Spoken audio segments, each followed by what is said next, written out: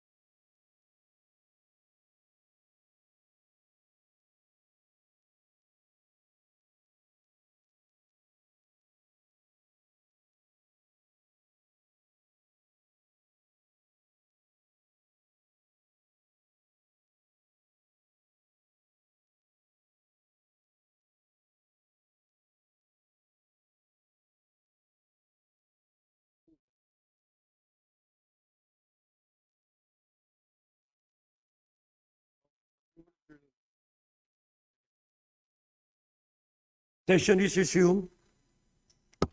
Majority Leader.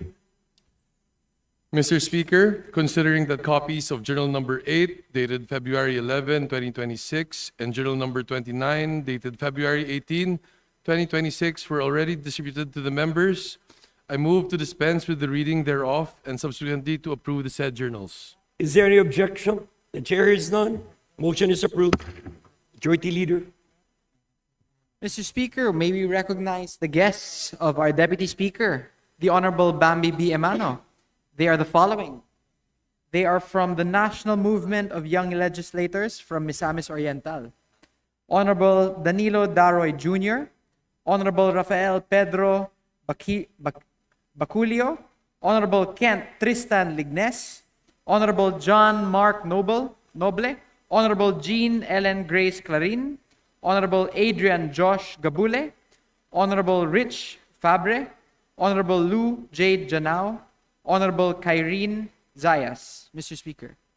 To the distinguished guests of Deputy Speaker Bambi Imano from Misamis Oriental, members of the National Movement of Young Legislators, welcome to the House of Representatives.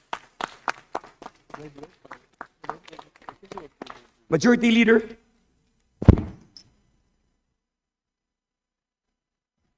Mr. Speaker, I move that we proceed with the additional reference of business and request that the Secretary General be directed to read the titles of bills and resolutions on first reading, as well as communications and committee reports.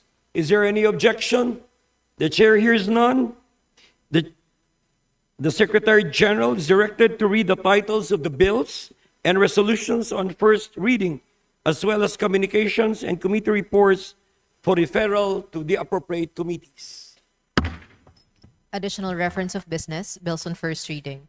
House Bill 7899, abolishing the estate tax by Representative Suwan. To the Committee on Ways and Means. House Bill 7900, abolishing the travel tax by Representative Suwan. To the Committee on Tourism. House Bill 7901, strengthening the policies on online sexual abuse or exploitation of children and child sexual abuse or exploitation materials by Representatives Esmula Diokno, Sendanya, and Bagao. To the Committee on Public Order and Safety. House Bill 7902, establishing the National Coastal Greenbelt Program by Representatives Esmula Diokno, Sendanya, Bagao, and Veloso Tuazon. To the Committee on Climate Change. House Bill 7903, to combat the malicious use of deep fake technology by Representative Gonzales Eliza Micaela. To the Committee on Information and Communications Technology. House Bill 7904, abolishing the imposition of travel tax by Representative Gonzales Eliza Micaela. To the Committee on Tourism. House Bill 7905, providing for the sustainable management of forests and forest lands by Representative Rivera.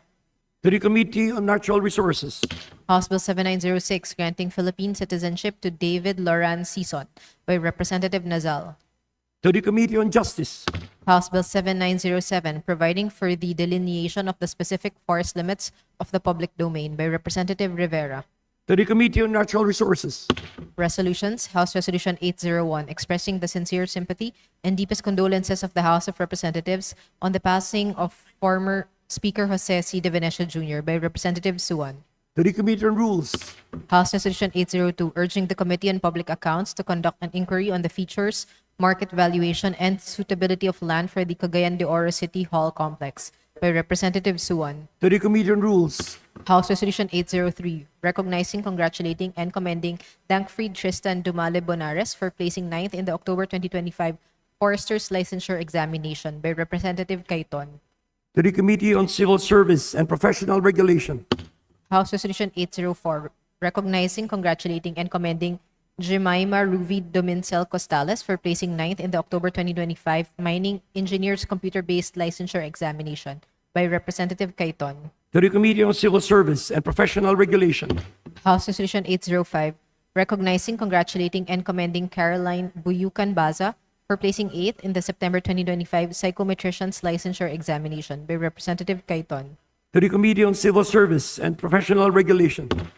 House Resolution 806, expressing the profound condolences of the House to the family of former Speaker of the House of Representatives, Honorable Jose C. De Venecia Jr. by Representatives Barba, Singson-Mijan, Ortega, Dalog, Garcia, Dante, Gato, Bernos Ching, Lara Nolasco, Singson, Ronald, Celeste, Coangco, Mark, Arenas, Guico, Vargas, Alfonso, Albano, Go, Ed, Christopher, D. Ian, Paul, D. Faustino, Michael, Carlos, Tan, Joseph, Kua, Kaiton, Bernos, JB, Bulot, Bigtang, Yap, Eric, Dumogan, Chungalaw, Agyaw, Aquino, Magsaysay, Singson, Rochelle, Tereng, T. Estrella, Po, Primicias, Agabas, and De Jesus.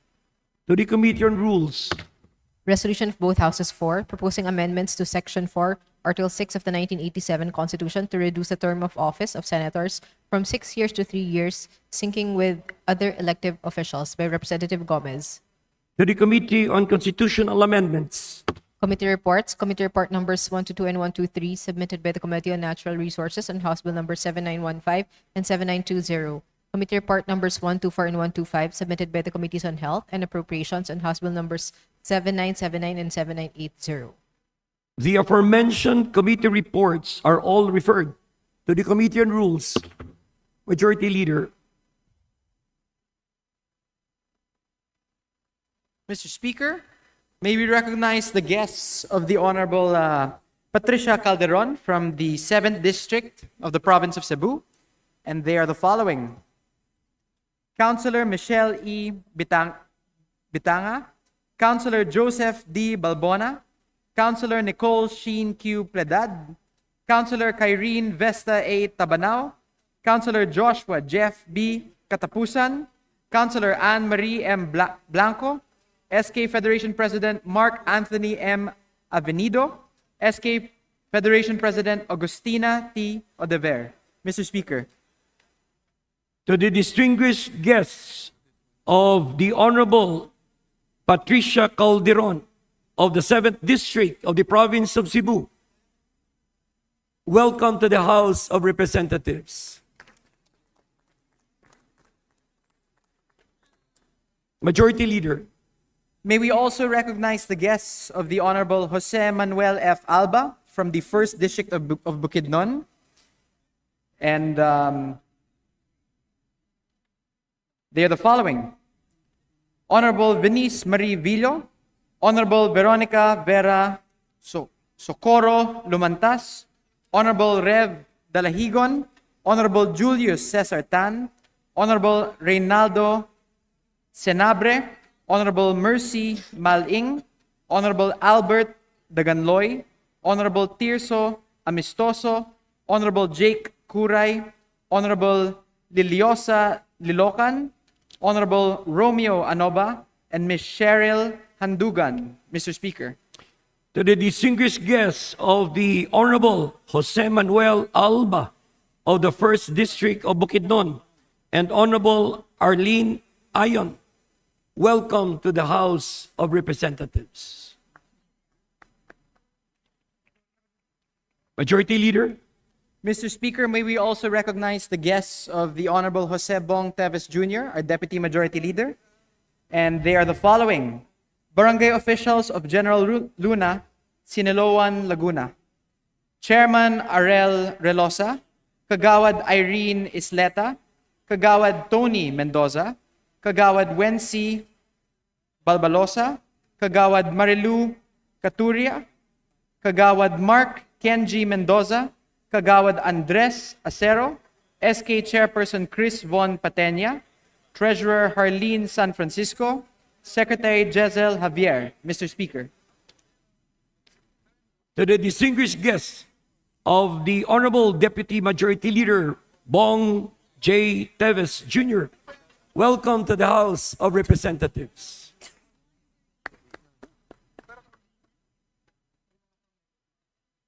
Majority Leader. Mr. Speaker, may we also recognize the guests of the Honorable Gerald Cloyd Alexis V. Galang from the 2nd District of Valenzuela. And they are officers from the Philippine Chamber of Commerce and Industry, Valenzuela Chapter. And they are the following. Yolanda de la Cruz, Maria Helen Lising, Gemma Ong, Ana Cherry San Diego, Jimel C., Delphin Gutierrez Jr., Elaine Chester C., Eleanor Olegario, Sonia C., Imelda Ramos, Ramier Chris Espinoza. Mr. Speaker, To the distinguished guests of the Honorable Gerald Cloyd Alexis V. Galang of the 2nd District of Valenzuela City, members and officers of the Philippine Chamber of Commerce and Industry, Valenzuela Chapter, welcome to the House of Representatives.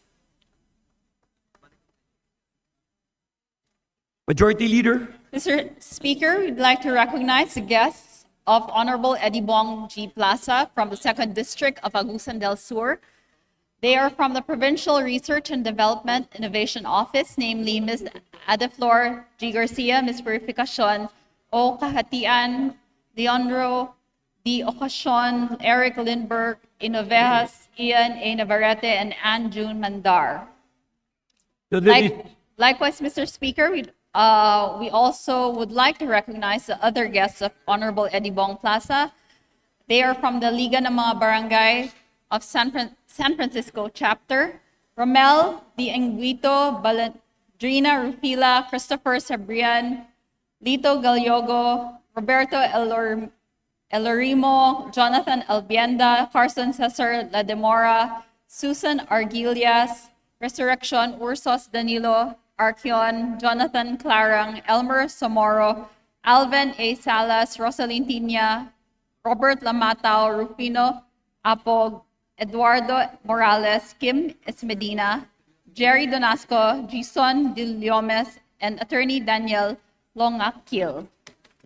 To the distinguished guests of the Honorable Eddie Bong G. Plaza of the 2nd District of Agusan del Sur, representing the Provincial Research and Development Innovative Office and the Liga ng Barangay from San Francisco Chapter, welcome to the House of Representatives. Majority Leader, We would also like to recognize the guests of the Honorable Maria Isabel Sagarbarria. These are the officials from the province of Negros Oriental, namely Jane Albina, Councilor of Municipality of Valencia, Leo Salvoro, Councilor of the Municipality of Valencia, Shane Anki, SK, Municipality of Valencia, Nirth Degamo, Board Member, 2nd District of Negros Oriental, Angel Amador, Board Member, 1st District of Negros Oriental, Jose Manuel Montebon, Councilor, Municipality of Pasay, Alvin Truita, Vice Mayor, Municipality of Darwin, Prince Carl Baga, Councilor, Municipality of Darwin, CJ Solomilio, Councilor, Municipality of Darwin, Nelson Bandoles, Councilor, Municipality of Darwin, Tiana Truita, SK, Municipality of Darwin, Marl Felred Actub, Councilor, Municipality of Pasay, Christine Joy Abrio, Councilor for the Municipality of Pasay, Darren Philip Dipshagan, Councilor for Municipality of Pasay, Raymond June Babor, Councilor, Municipality of Pasay, Beda Brent Kanyamake, Councilor for the Municipality of Pasay, Nico Ramirez, Mayor, Municipality of Pamplona, Jeff Margasino, SK of Tanjay City, Rainiel Arcida, Vice Mayor, Tanjay City, Melissa Sagarbarria, NMYL President, Councilor, Dumaguete City, Miguel Asinero, SK, Dumaguete City, Jason Lagahit, Councilor of Dumaguete City, JM Alvarez, SK, Canlaon City, and Shaquille Teves, ABC President, Municipality of Valencia. to the distinguished guests of the Honorable Maria Isabel Sagarbarria, representative of the 2nd District of Negros Oriental, the officials from the province of Negros Oriental, welcome to the House of Representatives.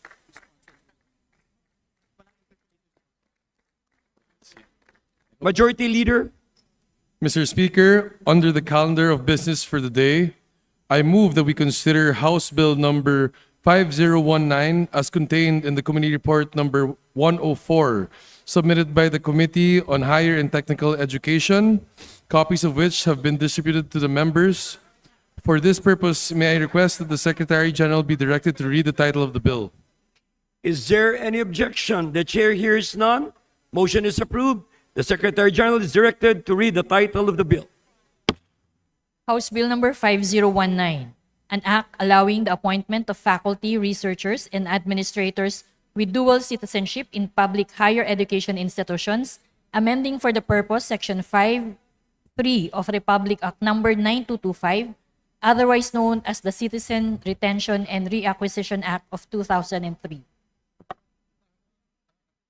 Majority Leader, Mr. Speaker, I move that we open the period of sponsorship and debate. is there any objection? The chair hears none.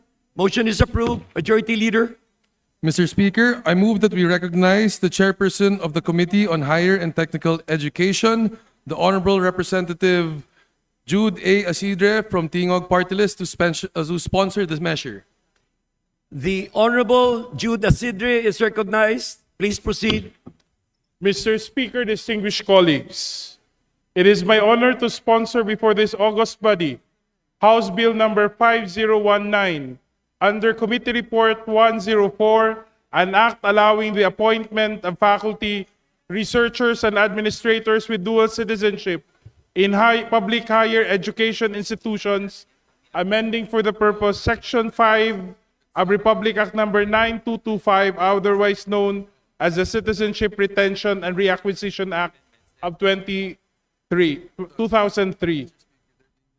Mr. Speaker, there are moments in legislation when the task before Congress is not to construct a new policy architecture, not to reinvent a new program, and not even to spend public funds.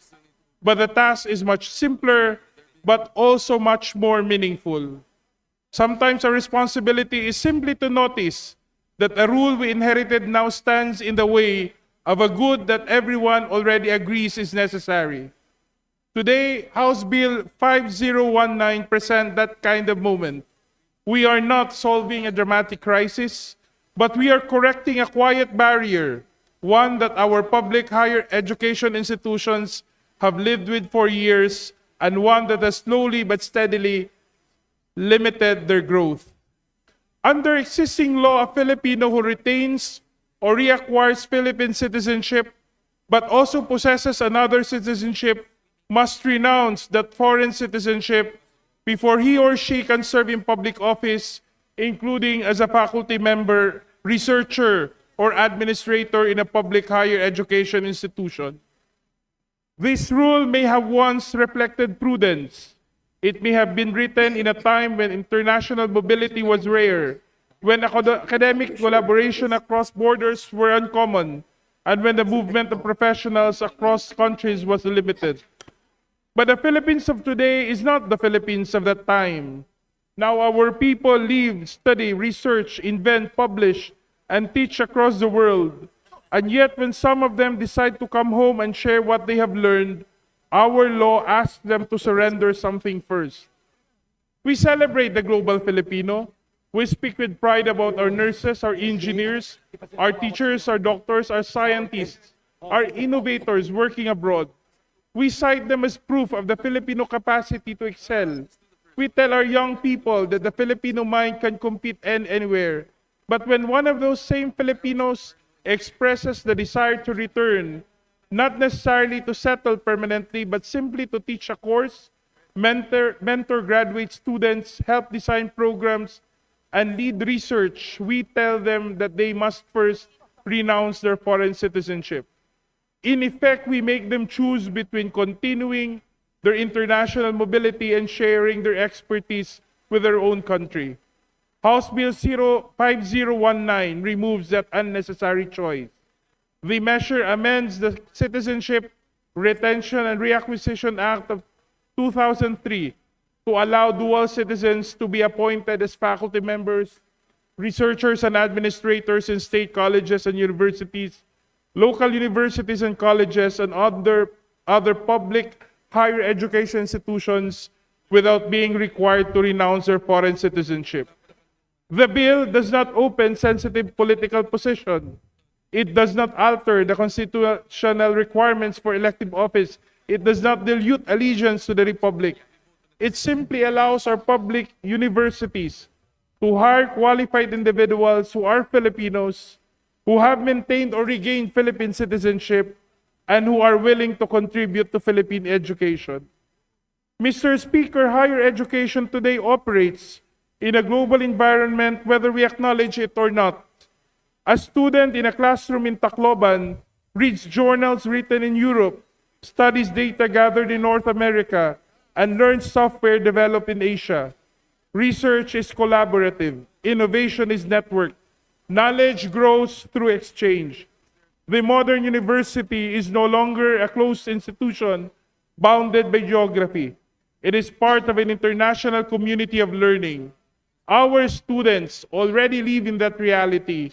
Our laws, however, have not fully caught up with it. When we prevent a qualified Filipino researcher abroad from teaching in a Philippine public university without renouncing their citizenship, we are not protecting our institutions. We are isolating them. We are limiting exposure. We are narrowing the range of mentorship available to our students and young faculty. Our SUCs have worked hard to improve, and many of them have achieved remarkable progress despite limited resources.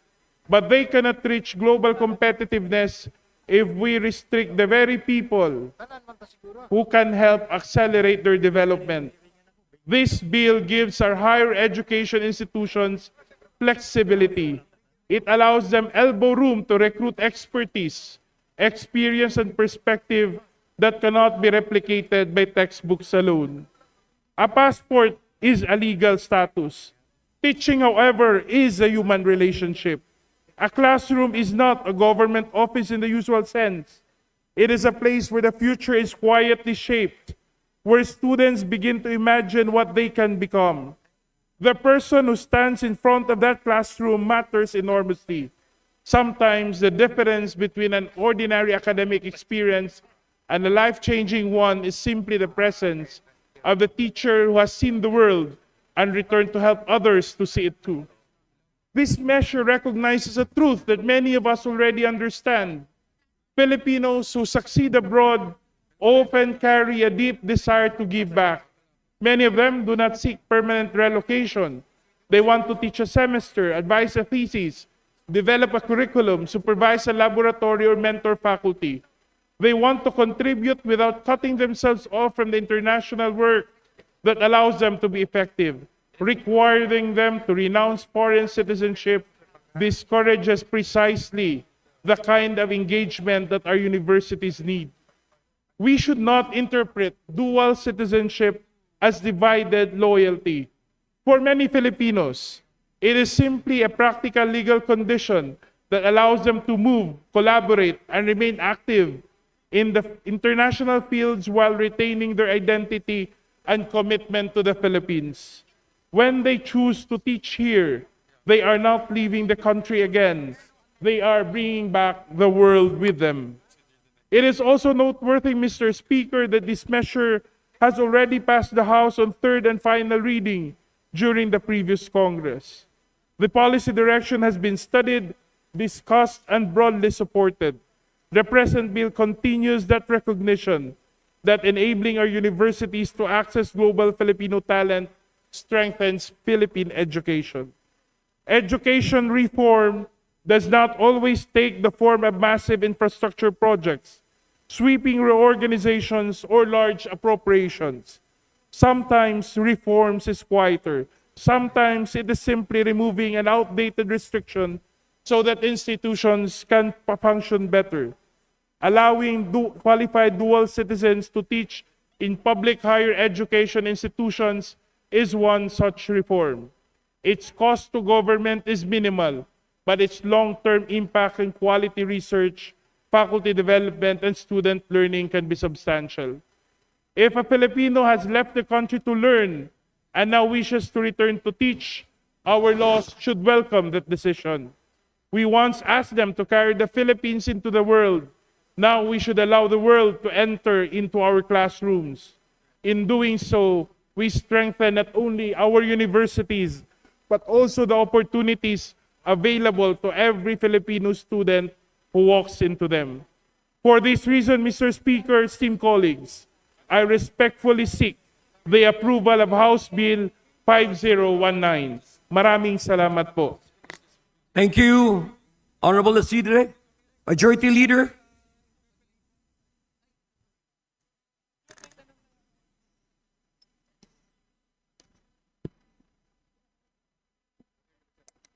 Majority Leader. Mr. Speaker, I move that we recognize the gentleman from Iloilo, the Honorable Lawrence Defensor, for his interpellation. The Honorable Nonoy Defensor is recognized. Please proceed. Thank you, Mr. Speaker. Will the sponsor yield? It'll be an honor, Mr. Speaker. Thank you, Mr. Sponsor. Just for clarity, can you give us the rationale why we want to allow dual citizenship for administrators of state universities, colleges, and local universities?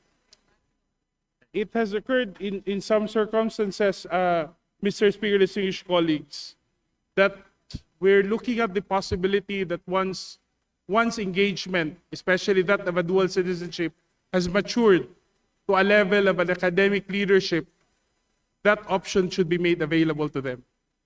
Mr. Speaker, I have to disagree that we do not have enough qualified, natural-born, and strictly Filipino citizens to be administrators of our state universities and colleges. Will the sponsor open his mind to excluding administrators in the proposed bill during the period of individual amendments, Mr. Speaker? Yun lang hingi ko, Jude. Yun lang. Mr. Speaker, this representation, the sponsor recognizes that there are many of our colleagues in the academy who are actually qualified, natural-born Filipinos, qualified to serve as administrator. But precisely the intention of the bill is not to limit the opportunities provided. It does not presuppose that natural-born Filipinos will be excluded from taking administrative position, only that in order to ensure that career progression is made available also to Filipinos of dual citizenship to grow within the academic organization, such possibility is being considered as they move up the academic ladder. Mr. Speaker, I recognize that one of the intentions of this bill is to improve competitiveness, especially in the quality of education. And will the sponsor agree with me that in improving the quality of our tertiary education, the significant members of the academe are the faculty, the researchers. However, for administrators, it has less to do with the actual teaching. And if we can already allow more competitive faculty members who are dual citizenship, I don't think that we should remove the role of the administration of our state universities and college from locally natural-born Filipinos who are qualified. May I ask once more if the sponsor is open to removing the administrators in the bill and have it reinstated if they can agree so with the Senate version during the bicameral conference committee, if the Senate so agrees. Mr. Speaker, as I mentioned, the intention of the measure is not to provide, to hinder the growth of our natural-born Filipino faculty who may be qualified for administrative positions. But nonetheless, we would want to provide that opportunity for Filipinos of dual citizenship, especially when their expertise and their experience would contribute valuably to the growth of the institution. Noting for Mr. Speaker also that in many state colleges and universities, such leadership of such quality for administrators are not always available. And that's why we would want to take advantage of the opportunity, especially in certain positions, certain SUCs, certain degree programs, where a Filipino of dual citizenship may be able to contribute significantly to the growth of that institute. Mr. Speaker, will the sponsor cite any study or any factual or legal basis that allowing dual citizenship administrators will improve the quality of our tertiary education? If he can cite any authoritative study, I will allow this to pass during the period of sponsorship and debate. Mr. Speaker, for a number of reasons, including their probable longevity of service to the institution, the current structure we have actually already favors the advancement of Filipino natural born administrators. However, we believe that in making this position available to Filipino of dual citizenship, our own experience, in fact, would tell that Filipinos who are exposed to either training or education abroad would be in a capacity to contribute what they've learned outside or the experience that they have attained in terms of developing, of improving the academic leadership in these public tertiary education institutions. Mr. Speaker, I am not convinced that administrators should be included in the bill. However, the Honorable Asidre is my very good friend, and I know that he has noble intentions to improve the quality of tertiary education as chairman of the Higher and Technical Education Committee. Therefore, Mr. Speaker, I will no longer delay the sponsorship and debate of this bill, but I want my objection to the inclusion of administrators be reflected in the journal of today's session and therefore be included again in the discussion, if possible, during the bicameral conference committee. I have no further questions, Mr. Speaker, and I would like to thank the sponsor for taking my questions on this bill. Thank you, Mr. Speaker. Thank you, Senior Deputy Majority Leader Defensor. Majority Leader? Chair, Mr. Speaker, may I interpret? Mr. Speaker, I move to recognize the Honorable Pino. To recognize from his part to this. For his The interpretation. Honorable Pino is recognized. Please proceed. Thank you, Mr. Speaker. Taking inspiration from the point raised by our distinguished senior Deputy Majority Leader, this is also with regard to the matter of the proposal to allow not just faculty who are dual citizens to teach, but also administrators in higher education institutions. No?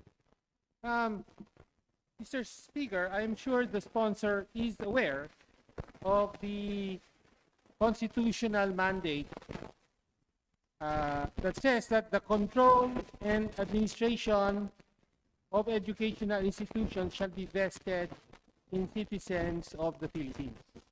And I'm sure that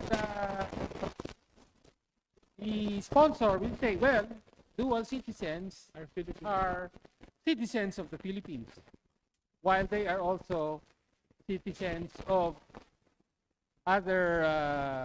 another state, no?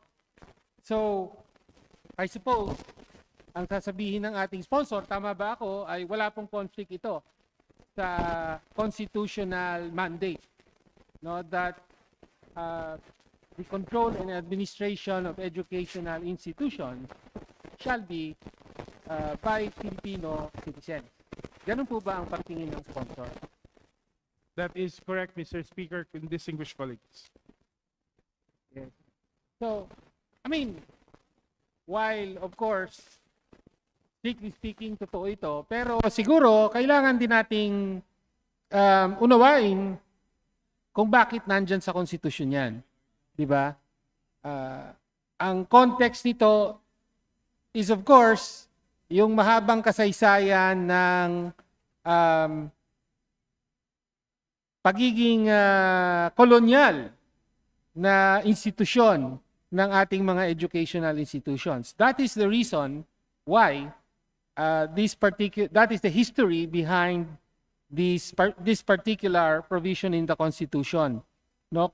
Kinilala yung pagkatatag ng panahon pa ng Kastila, di ba, ng ating mga educational institutions at yung impluwensya nito, gayon din, of course, pagdating ng mga Amerikano, yung kanilang pagtatag ng higher education institutions such as the University of the Philippines, after which many of the state universities are patterned, as well as, of course, the basic education system that we know today. No? So parang kaya merong mandato ang konstitusyon ay dahil para nga matiyak na ang ating educational system ay hawak at kontrolado ng mga Pilipino. No? Siyempre, bagaman pwede nating sabihin na dual citizen sila, pero ibig sabihin, citizen ng Pilipinas, at the same time, sumumpa rin ng allegiance sa iba pang estado. No? So, tingin ko kahit papano may kaibahan yon. At hindi ba nalalabag ang diwa ng konstitusyon kung itutulak natin na pahintulutan ang mga dual citizens na maging administrador ng ating mga educational institutions, Mr. Speaker. Mr. Speaker, let me clarify one point. Dual citizens are Filipino citizens. In fact, our own laws already recognize the right to exercise their right of suffrage, and that is manifested by the Absentee Voting Act that we currently implement. In fact, nothing in the proposed bill contemplates that control of any public higher education institution will be transferred to a foreign entity or foreign control.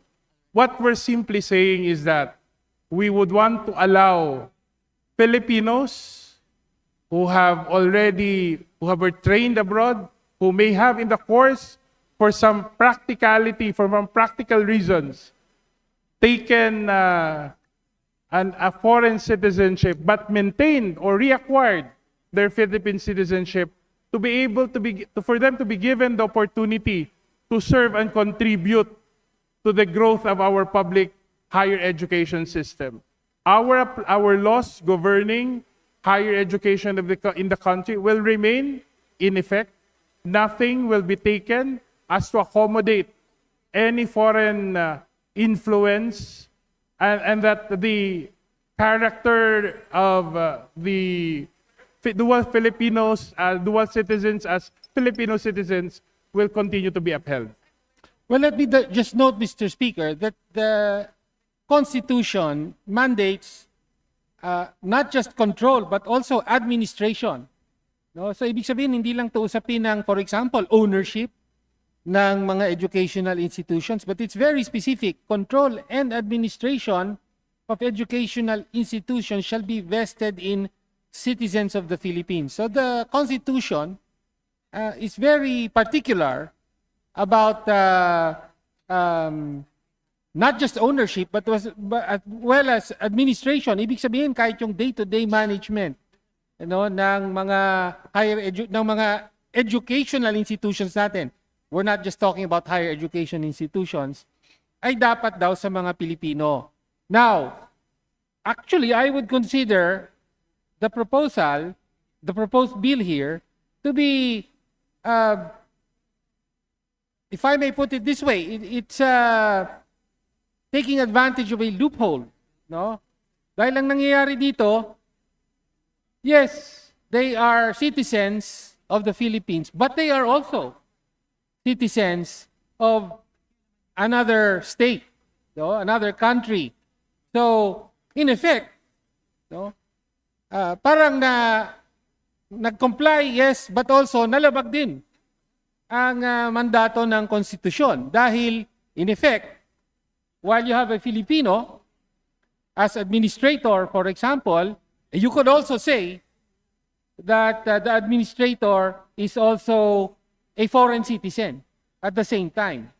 No? So, kaya po, I join the distinguished senior deputy majority leader in his position na baka mas mainam, tanggalin natin yung mga administrators sa proposed bill, given the spirit, if not the letter, of the constitutional mandate that control and administration of educational institutions shall be vested in citizens of the Philippines. I understand the concerns of the Honorable Tino, Mr. Speaker. The rule as it is appreciated in the wordings of the Constitution reflects a certain degree of prudence. But that was for a time when mobility and integration, the internationalization of higher education has been a norm rather than exemption. In fact, if I would have to put it, Mr. Speaker, instead of a loophole, this bill takes advantage of an opportunity. Let me put it plainly. We are talking about Filipino citizens. We're not talking about foreigners. We're talking about Filipinos who continue to maintain or have reacquired their citizenship.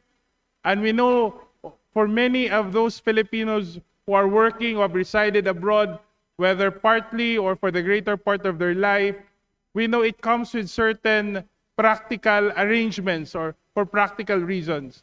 Now, if we have to balance interest as compared to what they can contribute to the growth of our public higher education institutions, I think that we should interpret it, the spirit of the law, into what would rather help improve the quality not only of teaching but even leadership, academic leadership in our public higher institutions, Mr. Speaker.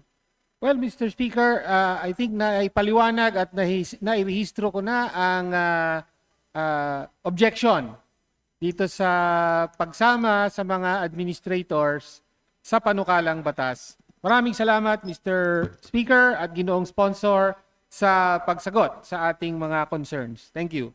Thank you, Honorable Tino. Majority Leader.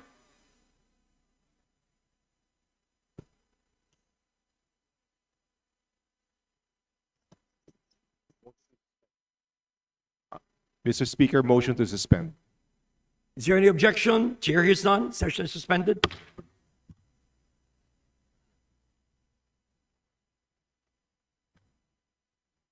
Session is resumed. Majority Leader. Mr. Speaker, before we proceed, could we please recognize my guests from the 1st District of Ilocos Norte, namely Mayor Francis Espiritu of the Municipality of Malneg, Mayor Rafi Benemerito from the Municipality of Pagudpud, and Mayor Richard Degala of the Municipality of Vintar. Thank you, Mr. Speaker. To the distinguished guests of our Majority Leader, Ferdinand Alexander A. Marcos, Mayor Francis Espiritu of Municipality of Dumalneg, Ilocos Norte, Mayor Rafi Benemerito of Municipality of Pagudpud, Ilocos Norte, and Mayor Richard Digala of the Municipality of Vintar, Ilocos Norte. Welcome to the House of Representatives. Majority Leader, Move to suspend, Mr. Speaker. is there any objection? Chair hears none. Session is suspended.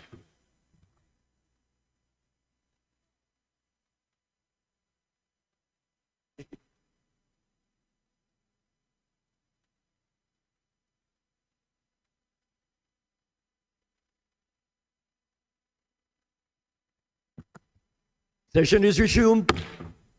Majority Leader, Mr. Speaker, there being no member who wishes to interpolate, I move that we terminate the period of sponsorship and debate.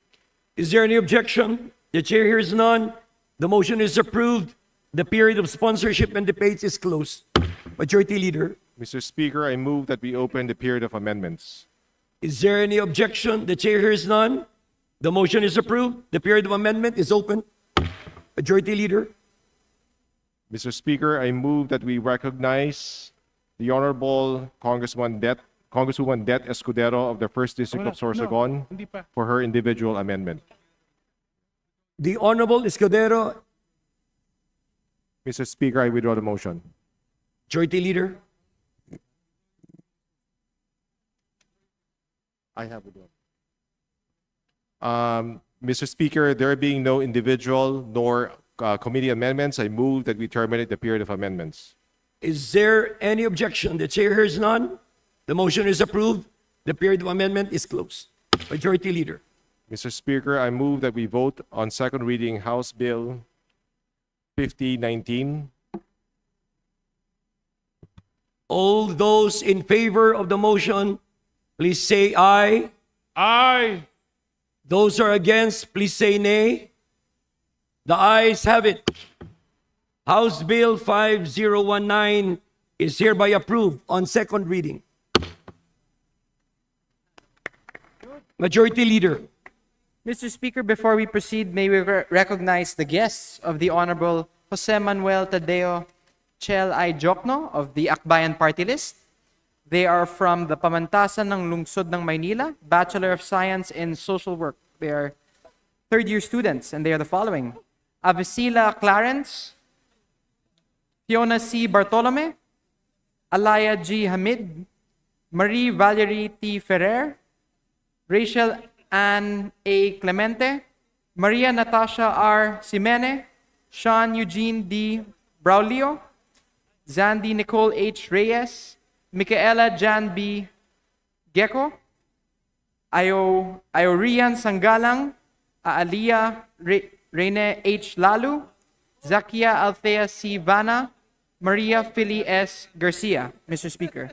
To the distinguished guests of the Honorable Jose Manuel Tadeo Chel I. Diokno from the Pamantasan ng Lungsod ng Maynila, Bachelor of Science in Social Work. Welcome to the House of Representatives. Majority Leader. Mr. Speaker, may we also recognize the guests of the Honorable Maria Carmen S. Zamora from the 1st District of Davao de Oro, and they are also guests of the Honorable Leonel Jong Ceniza of the 2nd District of Davao de Oro. And they are the following.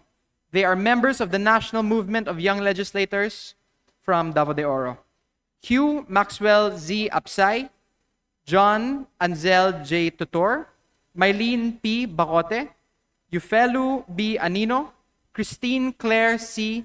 Seniego, Noriel John P.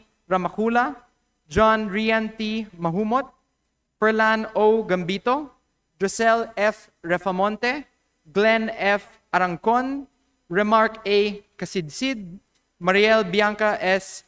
Libuangan, Erico S. Dayanghirang. Mr. Speaker. To the distinguished guests of the Honorable Maria Carmen S. Zamora, 1st District Representative of Davao de Oro, and the Honorable Leonel Jong Ceniza of the 2nd District of Davao de Oro, welcome to the House of Representatives. Majority Leader. May we also recognize the guests of the Honorable Timothy Joseph Tim E. Caiton from the Lone District of Nueva Vizcaya. They are they're from the Liga ng Barangay of the Municipality of Diadi, Nueva Vizcaya. They are the following: Claro Tuginay, Ivy Carbonel, Fredelino de la Cruz, Ronald Galido, Dominic Bandao, Vener Valera, Dominic Ladores, Aniseta Manzano, Josephine Baybayan, Judy Cadelina. Mr. Speaker. To the distinguished guests of the representative of the Lone District of Nueva Vizcaya, Attorney Timothy Joseph Tim E. Caiton from the Liga ng Barangay of Municipality of Diadi, Nueva Vizcaya, welcome to the House of Representatives. Majority Leader. Mr. Speaker, under the calendar of business for the day, I move that we consider House Bill number 7628 as contained in the committee report number 105 submitted by the Committee on Higher and Technical Education, copies of which have been distributed to the members. For this purpose, may I request that the Secretary General be directed to read the title of the bill. The Secretary General is directed to read the title of House Bill 7628. Please proceed. House Bill 7628, an act mandating the inclusion of a personal financial literacy course in the tertiary education curriculum of higher education institutions, technical vocational institutions, and technical education and skills development authority training centers. Majority Leader. Mr. Speaker, I move that we open the period of sponsorship and debate. Is there any objection? The chair hears none. Motion is approved. Majority Leader. Mr. Speaker, I move that we recognize the chairperson of the Committee on Higher and Technical Education, the Honorable Jude Asidre from the Tinog Party List, to sponsor the measure. The Honorable Jude Asidre is recognized. Please proceed. Mr. Speaker, distinguished colleagues, it is my honor to sponsor today House Bill number 7628 under Committee Report 105, an act mandating the inclusion of a personal financial literacy course in the tertiary education curriculum of higher education institutions, technical vocational institutions, and technical education and skills development authority training centers. This measure mandates the inclusion of a personal financial literacy course in the curriculum of higher education institution, recognizing financial literacy as an essential life skill and seeks to build a strong foundation of financial knowledge among students so that they can make sound and informed decisions as they enter employment. This is a modest proposal in appearance, but in consequence, it is far-reaching. Because while education teaches people how to earn, financial literacy teaches them how to keep, protect, and responsibly use what they earn. We often assume that financial mistakes come from irresponsibility. In many cases, they come from unfamiliarity. A graduate student may understand complex formulas, but not understand debt. A skilled worker may operate advanced equipment, but not recognize predatory lending. A newly employed young person may earn regularly, but still live paycheck to paycheck simply because no one ever explained budgeting, savings, or credit. Many Filipinos encounter financial education only after a crisis, after mounting debt, after falling victim to scams, after financial stress affecting family stability. By then, the lesson have already become costly. The personal financial literacy course required under this bill will cover practical matters, the time value of money, saving an emergency fund, and debt management, insurance, retirement planning, credit scoring, and the safe use of digital financial platforms. These are not merely theoretical topics. These are everyday realities. A single misunderstanding about interest rates can trap a worker in debt for years. The absence of an emergency fund can push a family into hardship after a single illness.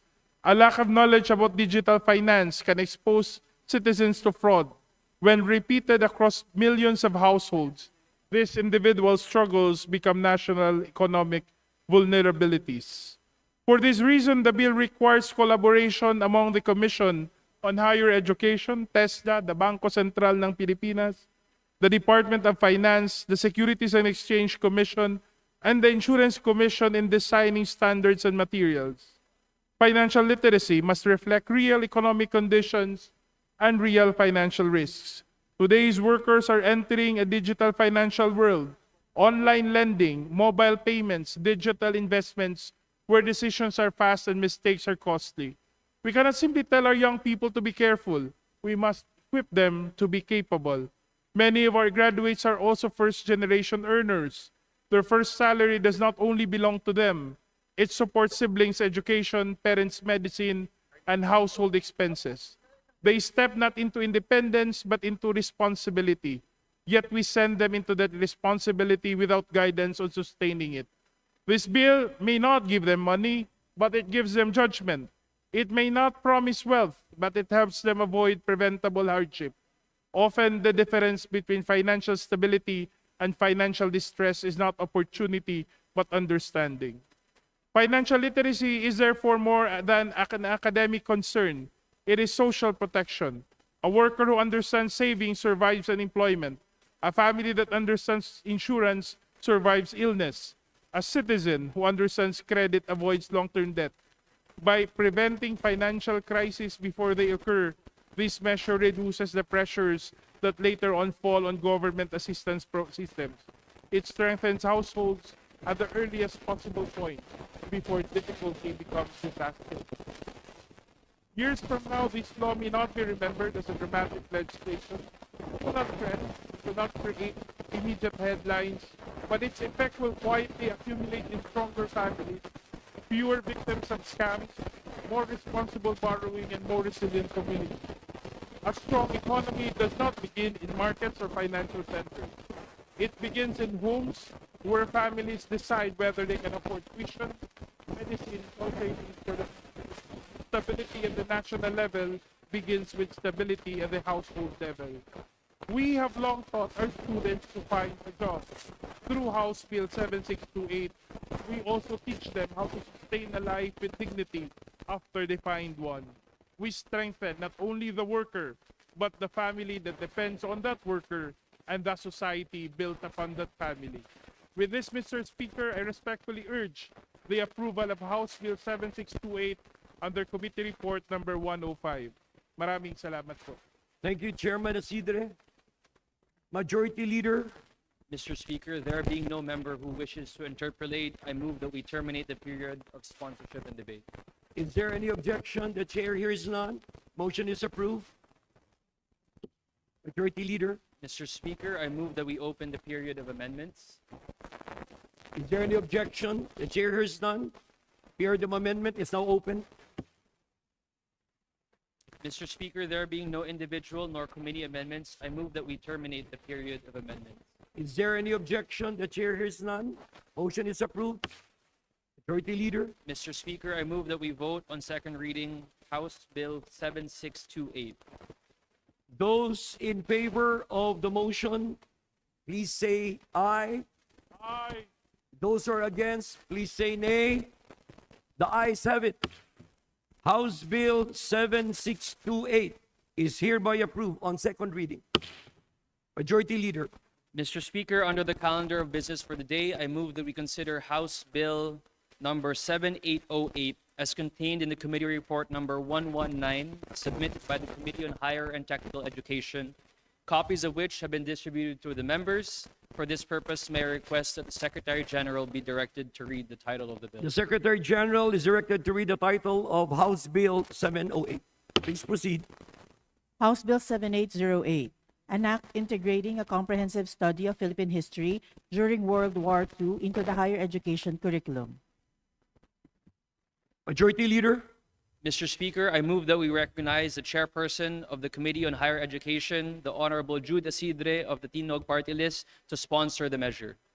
the Honorable Jude Isidre is recognized. Please proceed. Mr. Speaker, distinguished colleagues, it's my honor to sponsor this afternoon House Bill 7808 under Committee Report 119, an act integrating a comprehensive study of Philippine history during World War II into the higher education curriculum. Under our Committee Report number 119, the Committee on Higher and Technical Education recommends the approval of this measure integrating a comprehensive study of Philippine history during World War II into the higher education curriculum. The intention of the bill is simple but urgent, not merely to teach facts, but to restore understanding. Today, many students know that the Philippines was occupied by Japan. Some recognize Bataan, Corregidor, or Leyte Gulf as names of battles. But for many, this remained detached information, something to review the night before an exam and forget the day after. They do not feel the hunger the civilians endured. They do not imagine the fear of families hiding in darkness during the raids. They do not understand the quiet courage of ordinary Filipinos who sheltered strangers, carried secret messages, or joined resistance movements, knowing that they might never return home. History, Mr. Speaker, when reduced to bullet points, becomes harmless. But history, when told as human experience, becomes formative.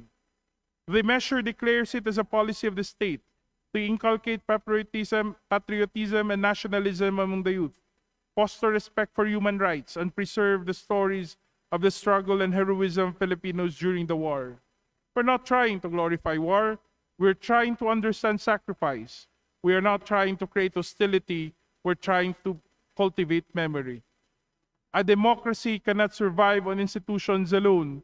It survives on shared understanding. Our citizens must not only know the rights, but the cost at which these rights were defended. Our freedom is taken for granted when it is all a generation has ever known. Our young people today speak freely, organize freely, vote freely, and criticize freely, and that is good. That is exactly what democracy should allow. But we must gently teach them that these freedoms were not automatic. They were defended by people who did not enjoy them while they fought for them. Many of those who resisted the occupation were barely older than the students we teach today. They were not professional soldiers. They were teachers who became couriers, farmers who became fighters, students who became scouts, mothers who hid their families in their homes despite mortal danger. They did not act because they believed themselves extraordinary. They acted because circumstances demanded courage. If our students learn this well, citizenship will stop being abstract, voting will not feel routine, public service will not appear transactional, patriotism will not sound theatrical, it will feel personal. The Commission on Higher Education, in coordination with the Philippine Veterans Office of the Department of National Defense, is tasked to design and implement the program. The collaboration is important because the story of war is not purely academic. It is historical, civic, and moral at the same time. It involves archives, testimonies, scholarship, and remembrance. Higher education institutions are also encouraged to maintain adequate learning resources on the Philippine experience during the war. Libraries, classrooms, and research centers will become keepers of memory, not merely repositories of information. Mr. Speaker, distinguished colleagues, a people who forgets the cost of its freedom slowly loses its appreciation of freedom. A generation who never learns the stories of sacrifice may one day treat democracy as disposable. But a generation that understands what previous Filipinos endured to preserve this country will approach citizenship with humility. House Bill 7808 ensures that the story of courage, endurance, and hope during World War II remains part of the formation of every Filipino college student. It does not burden the curriculum, it enriches it. It does not look backward in nostalgia. It looks forward in responsibility. We owe this to the men and women who have lived through all those years. We owe it to our students who will inherit this republic, and we owe it to the future of our democracy. For this reason, Mr. Speaker, distinguished colleagues, the Committee on Higher and Technical Education respectfully seeks the approval of House Bill 7808. Maraming salamat po. Thank you, Chairman Isidre. Majority Leader. Mr. Speaker, there being no member who wishes to interpolate, I move that we terminate the period of sponsorship and debate. Is there any objection? The chair hears none. Motion is approved. Majority Leader. Mr. Speaker, I move that we open the period of amendments. Is there any objection? The chair hears none. Period of amendment is open. Majority Leader. Mr. Speaker, there being no individual nor committee amendments, I move that we terminate the period of amendment. Is there any objection? The chair hears none. Motion is approved. Majority Leader. Mr. Speaker, I move that we vote on second reading House Bill 7808. Those in favor of the motion, please say aye. Those who are against, please say nay. The ayes have it. House Bill 7808 is hereby approved on second reading. Majority Leader. Mr. Speaker, under the calendar of business for the day, I move that we consider House Bill number 7629 as contained in Committee Report number 106 submitted by the Committee on Higher and Technical Education, copies of which have been distributed to the members. For this purpose, may I request that the Secretary General be directed to read the title of the bill. The Secretary General is directed to read the title of House Bill 7629. Please proceed. House Bill 7629, an act aligning the charter of the Palumpon Polytechnic State University with Republic Act Number 8292, otherwise known as the Higher Education Modernization Act of 1997, amending for the purpose Sections 6 and 9 of Republic Act Number 10599, entitled an act converting the Palumpon Institute of Technology in the Municipality of Palumpon, Province of Leyte into a state university to be known as the Palompon Polytechnic State University, integrating therewith the Marcelino Orbiloso National Polytechnic College in the Municipality of Tabango, Province of Leyte, and appropriating funds therefore as amended by Republic Act Number 11309. Majority Leader. Mr. Speaker, I move that we open the period of sponsorship and debate. Is there any objection? The chair hears none. Motion is approved.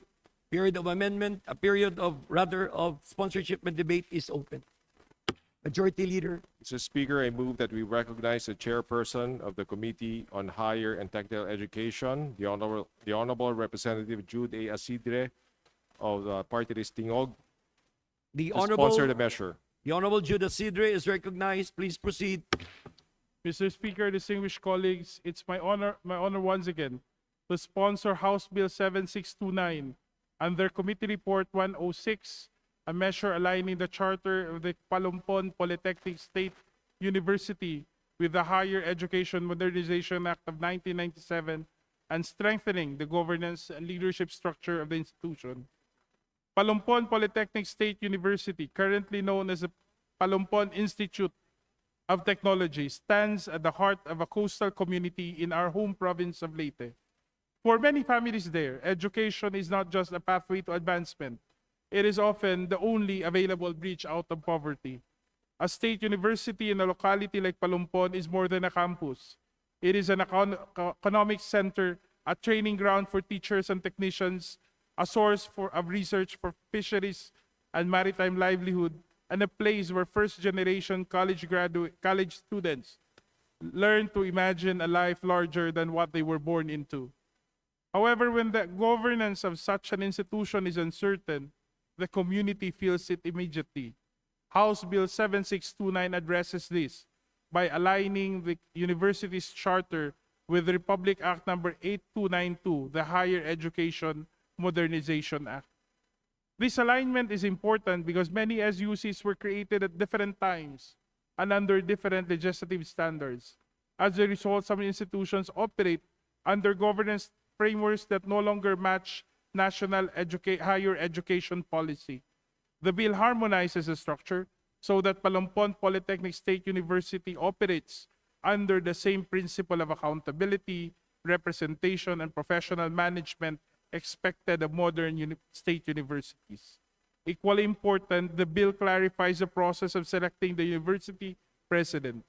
The measure provides a defined research process, standard-based selection, and a fixed term of office.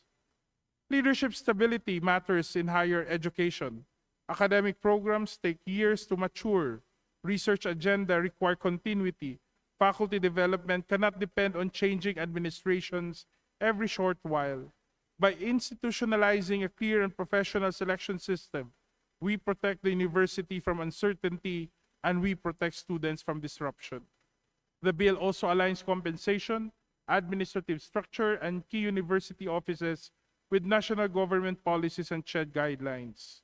Ultimately, House Bill number 7629 is about students we may never meet. Students who walk into classroom carrying not just notebooks, but the hopes of entire families. Their future depends not only on teachers and classrooms, but also on whether the institution behind them is governed well. Quietly, behind every successful graduate, there is a system that works. This measure helps that system work. For this reason, Mr. Speaker, I respectfully urge the approval of House Bill 7629. Thank you, Chairman Asidre. Majority Leader. Mr. Speaker, there being no Mr. Speaker, I move. Mr. Speaker, there being no member who wishes to interpolate, I move that we terminate the period of sponsorship and debate. Is there any objection? The chair hears none. The period of sponsorship and debate is now closed. Majority Leader. Mr. Speaker, I move that we open the period of amendments. Is there any objection? The chair hears none. The period of amendment is now open. Majority Leader. Mr. Speaker, I move that we recognize the Honorable Det Escudero from the 1st District of Sorsogon for her individual amendment. The Honorable Det Escudero is recognized. Please proceed. Mr. Speaker, I wish to make the following amendments to House Bill number 7629 under Committee Report number 106. On page 2, lines 44 to 45, section 2, subsection H, between the bracket and the comma before the word members, include in the bracket the phrase of the university. I so move, Mr. Speaker. What does the sponsor say? The sponsor accepts the amendment, Mr. Speaker.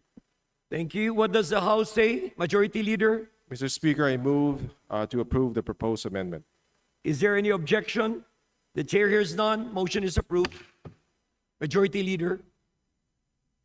Mr. Speaker, on page 3, line 1 of section 2, subsection 1, insert in the brackets the words two prominent citizens, and between the word appoint and the preposition from, insert the words said members in capital letters. I so move, Mr. Speaker.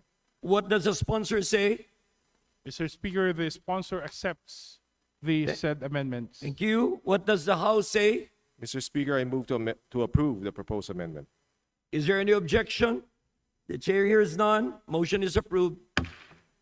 Mr. Speaker, on the same page, line 38 of section 2, delete the brackets and the acronym PPSU and uppercase and lowercase the word university after the bracket. I so move, Mr. Speaker. What does the sponsor say? Mr. Speaker, the sponsor accepts the proposed amendments. What does the House say? Majority Mr. Leader? Mr. Speaker, I move to approve the proposed amendment. Is there any objection? The chair hears none. Motion is approved. Mr. Speaker, on the same page, line 42 of section 2, between the words within and months, delete the word and the numeral 6 and replace them with the word and numeral 2. I so move, Mr. Speaker. What does the sponsor say? Mr. Speaker, the sponsor accepts the proposed amendments. Thank you. What does the majority say? Mr. Speaker, I move to approve the proposed amendment. Is there any objection? The chair hears none. Motion is approved. Lastly, Mr. Speaker, on page 4, line 4 of section 2, delete the parenthesis and the acronym OIC. I so move, Mr. Speaker. What does the sponsor say? Mr. Speaker, the sponsor is pleased to accept the proposed amendment. Thank you. What does the House say? Mr. Speaker, I move to approve the proposed amendment. Is there any objection? The chair hears none. Motion is approved. Thank you, Honorable Escudero. Majority Leader? Thank you. Mr. Speaker, there being no other member who wishes to propose individual amendments, I move to close the period of amendments. Is there any objection? The chair hears none. Period of amendment is closed. Majority Leader? Mr. Speaker, I move that we vote on second reading House Bill 7629. Those who are in favor of the motion, please say aye. Aye. Those who are against, please say nay. The ayes have it. House Bill 7629 is hereby approved on second reading. Majority Leader. Mr. Speaker, under the calendar of business for the day, I move that we consider House Bill 7646. Oh, wait, sorry. Mr. Speaker, I move to suspend session for a few minutes. Is there any objection? withdraw my- The chair is withdraw my- none. Session is suspended.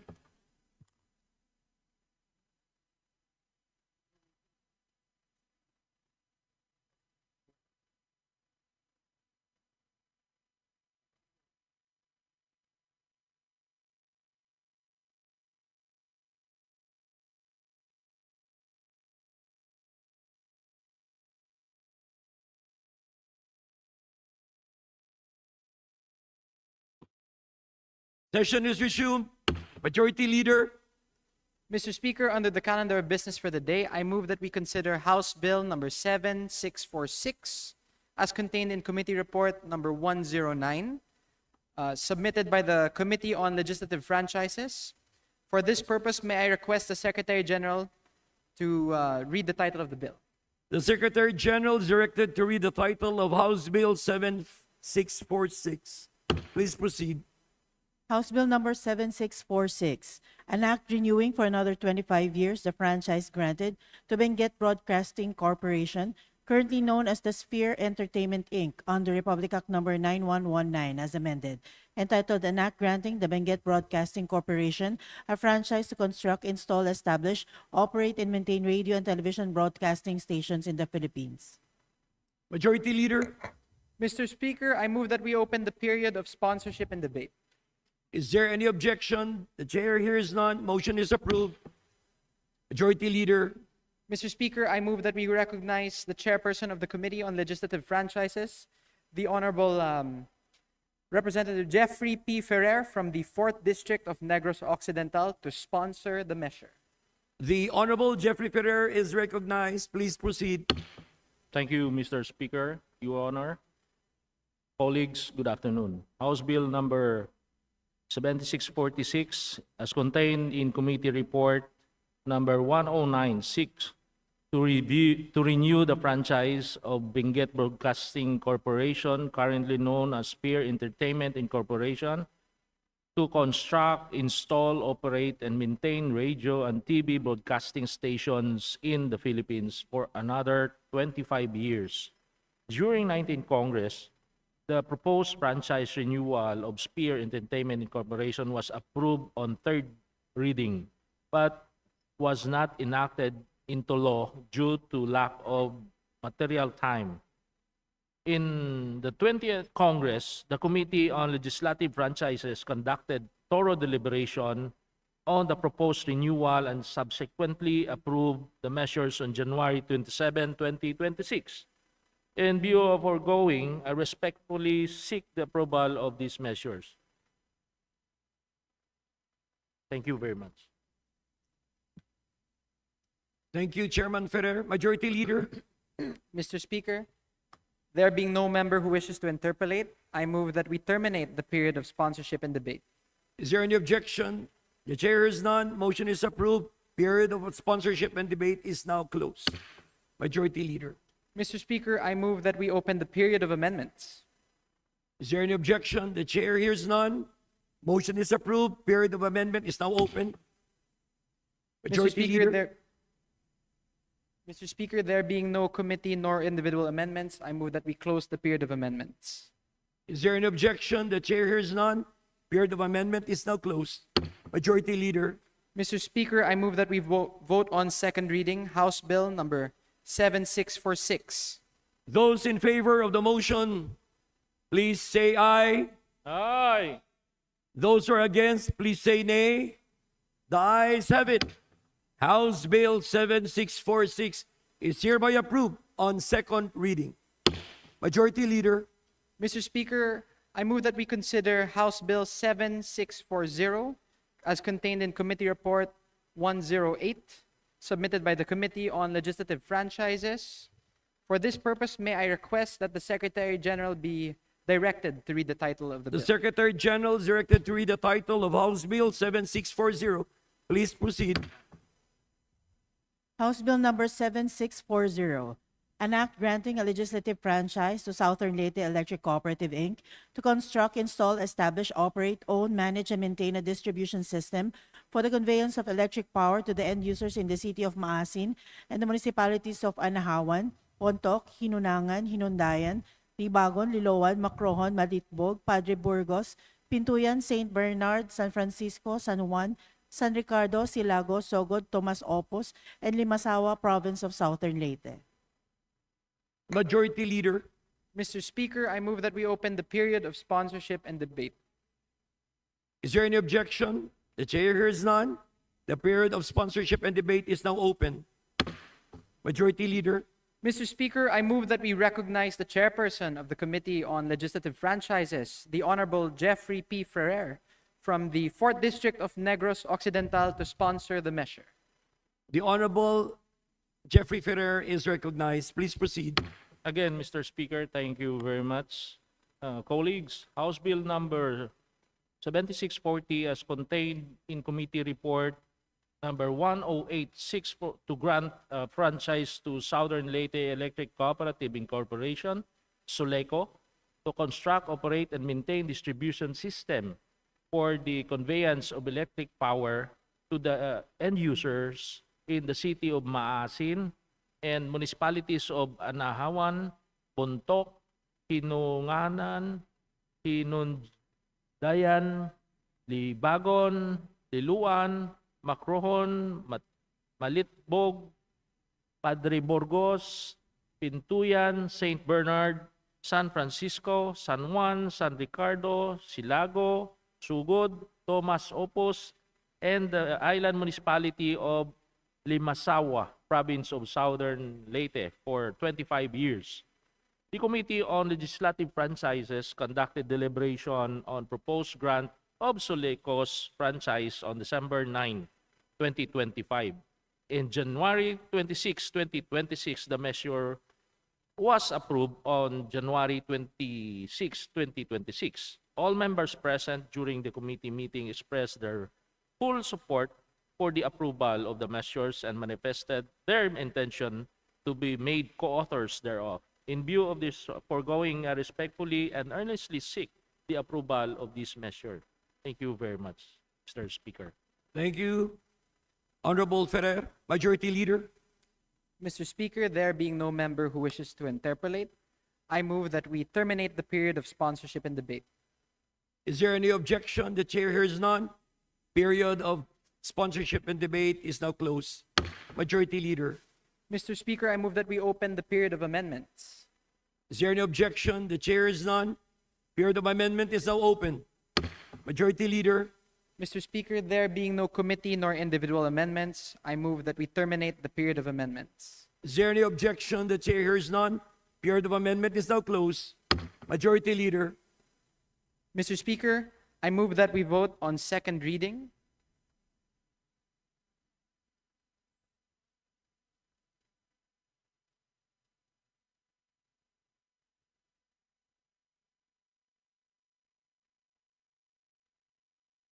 Again, Mr. Speaker, I move that we vote on second reading House Bill 7640. Those in favor of the motion, please say aye. Aye. Those who are against, please say nay. The ayes have it. House Bill 7640 is hereby approved on second reading. Thank you very Majority much, Mr. Leader. Speaker. Thank you, colleague. Thank you, Chairman Ferrer. Mr. Majority Speaker, Leader. I move that we suspend session for a few minutes. Session is suspended.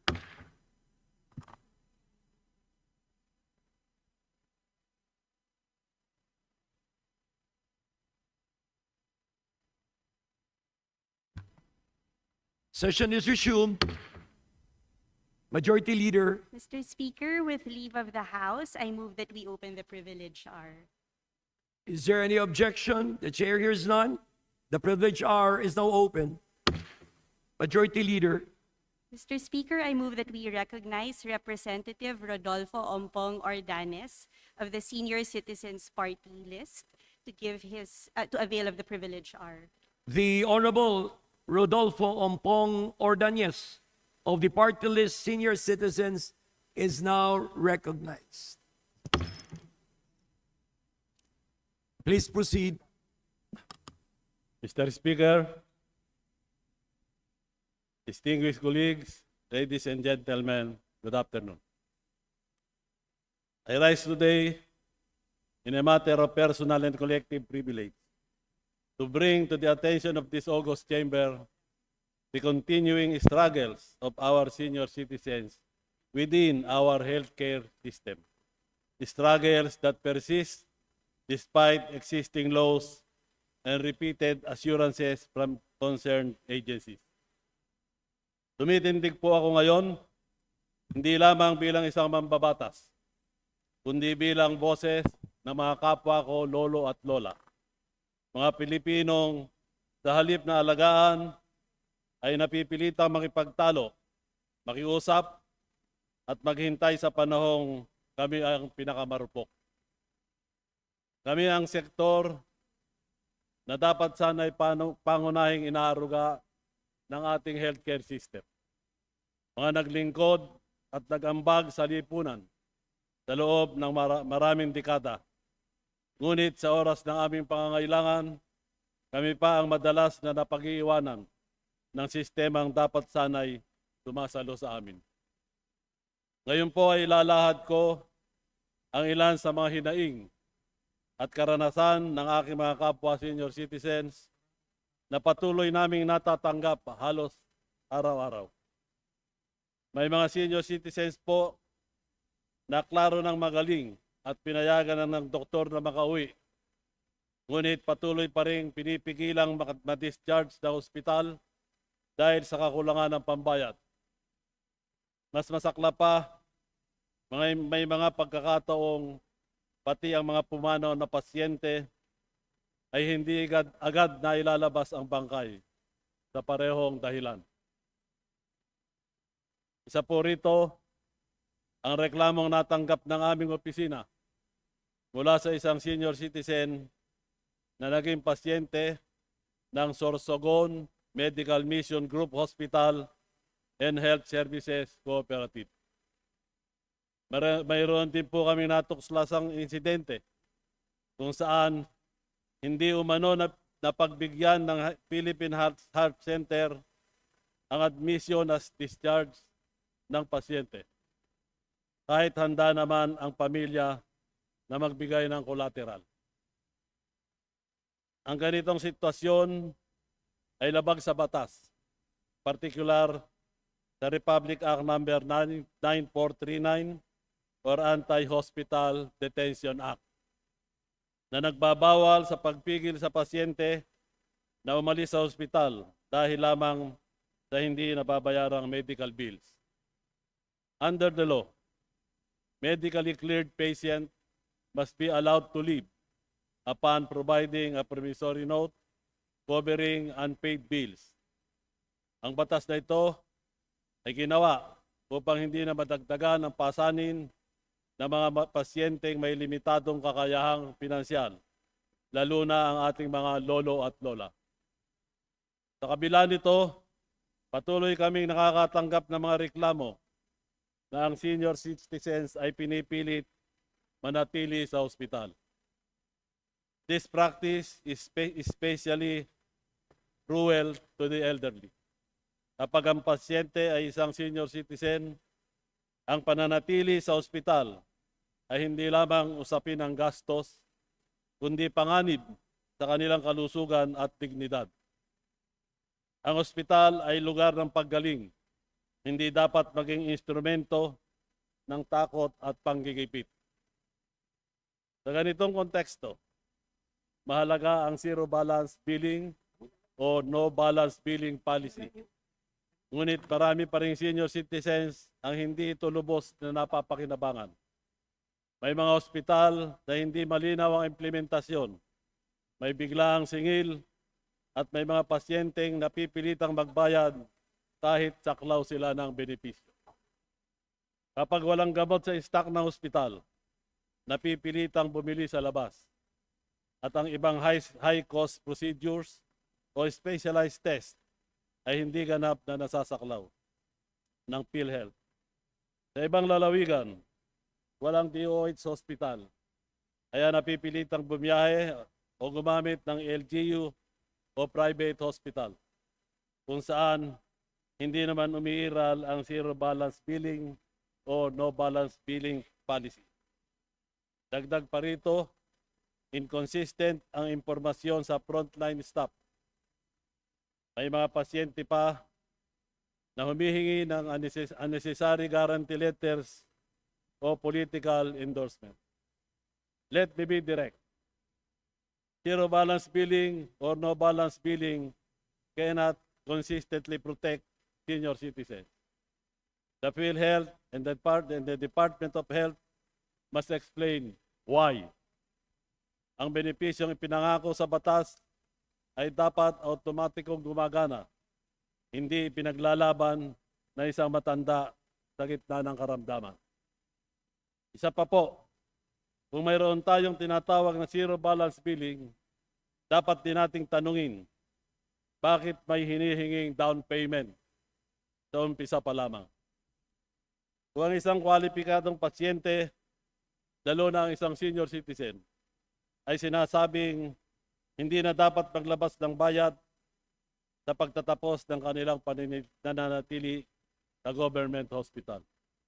Hindi ba't lohika lamang na dapat meron din tayong zero down payment policy? O hindi na rin siya dapat pinagbabayad ng paunang halaga bago pa man siya ma-admit o magamot? Mas malinaw ang kabiguan ng sistema kapag tiningnan natin ang sitwasyon sa ating mga emergency room, kung saan makikita natin ang mahabang pila, kakulangan sa hospital beds, at pagkaantala ng admission kahit sa mga nakatatandang may malubhang kondisyon. Para sa isang senior citizen, bawat oras ng paghihintay ay may kaakibat na seryosyong panganib sa buhay. Tulad na lamang sa Veterans Memorial Medical Center, kung saan ang ating mga veterano, mga Pilipinong ilang taon nagtrabaho at naglingkod ng buong dangal sa ating bayan, ay kinakailangan maghintay ng matagal para lamang ma-admit o mabigyan ng sapat na atensyong medikal. May lumapit po sa aming opisina tungkol sa isang senior citizen na halos 2 araw nang naghihintay sa bakanting kwarto sa veteran. Kailangan na sana siyang maipasok sa ICU dahil seryoso na ang kanyang kondisyon. Kung hindi pa po tayo nakiusap, hindi pa siya ma-accommodate. Ngunit kahit napagbigyan, huli na ang lahat. Dahil makalipas lamang ang ilang oras, binawian siya ng buhay. Nang dahil hindi agad nabigyan ng kinakailangang atensyong medikal. May mga ulat din ng kakulangan sa gamot at iba pang mahalagang medical supplies na lalo pang nagpapahirap sa kanilang kalagayan. This should never be the experience of those who once stood in defense of our nation. Mr. Speaker, the elderly and others in critical condition cannot wait. Hindi nila kayang tiisin ang oras-oras na paghihintay habang lumalala ang kanilang kondisyon. Ang kakulangan sa pasalidad at koordinasyon ay direktang naglalagay sa kanila sa panganib. Mas nakakabahala pa po ang isang reklamo na natanggap ng ating opisina mula sa isang senior citizen kaugnay ng paggamit ng guarantee letter mula sa medical assistance to indigent and financially incapacitated patients o yung pong MAIP-IP program po ng DOH. Matapos umuna siyang bumili ng gamot sa pharmacy ng NKTI, may natira pang halaga sa GL. Sa halip na magamit ito para sa susunod na check-up o patuloy na gamutan ng senior citizen, ginamit umano ng pharmacy ng NKTI ang natitirang halaga para sa pagbili ng gamot na hindi kabilang sa reseta ng pasyente. Nang bumalik ang senior citizen sa ospital, halos ubos na ang natitirang halaga ng GL na nagdulot ng dagdag pasanin sa kanyang gastos na medikal. Naniniwala po kami na ito ay napatagal ng ginagawa at nangyayari hindi lamang sa NKTI. At naniniwala rin po kami na maaaring ang mga gamot na ito na sinacharge ng pharmacy sa GL ng mga pasyente ay siya rin nilang ibinebenta sa mga pasyenteng may katulad na karamdaman. Mr. Speaker, this is unacceptable. Ang GL ay tulong ng gobyerno para sa isang partikular na pasyente, lalo na kung siya ay indigent at isang senior citizen. Any misuse of this assistance is a direct violation of trust and must be investigated immediately. Malamang po ang mga isyong ito ay matagal na pong practice. Hindi lamang sa mga nabanggit na ospital at kung sakaling hindi man ito alam ng pamunuan ng ospital, mas lalong nararapat na agad itong imbestigahan at papanagutin ang sino mang may kinalaman. Mr. Speaker, malinaw po na ang problemang ito ay nangangailangan ng agarang aksyon mula sa DOH at PhilHealth. Hindi sapat ang mga circulars at memoranda kung walang mahigpit na monitoring. Hindi sapat ang guidelines kung walang malinaw na pananagutan. Kaya nananawagan po ako sa DOH na tiyaking ang lahat ng ospital, pampubliko man o pribado, ay sumusunod sa tamang discharge protocol at hindi pinipigilan ang mga senior citizens dahil lamang sa kakulangan ng pambayad at sumusunod sa tamang gamit ng mga guarantee letter na ini-issue sa mga pasyente. Nananawagan din po ako sa PhilHealth na magsagawa ng masusing pagsusuri sa implementasyon ng zero balance billing, lalo na sa mga ospital na paulit-ulit na inirereklamo. Senior citizens should not have to beg for benefits that are already guaranteed by law. Ang aking mga kapwa, lolo at lola, ay hindi po dapat nag-aalala na kung magkasakit sa bansang ito, ay kaya bang matulungan o matugunan. Healthcare for senior citizens is not charity. It is justice.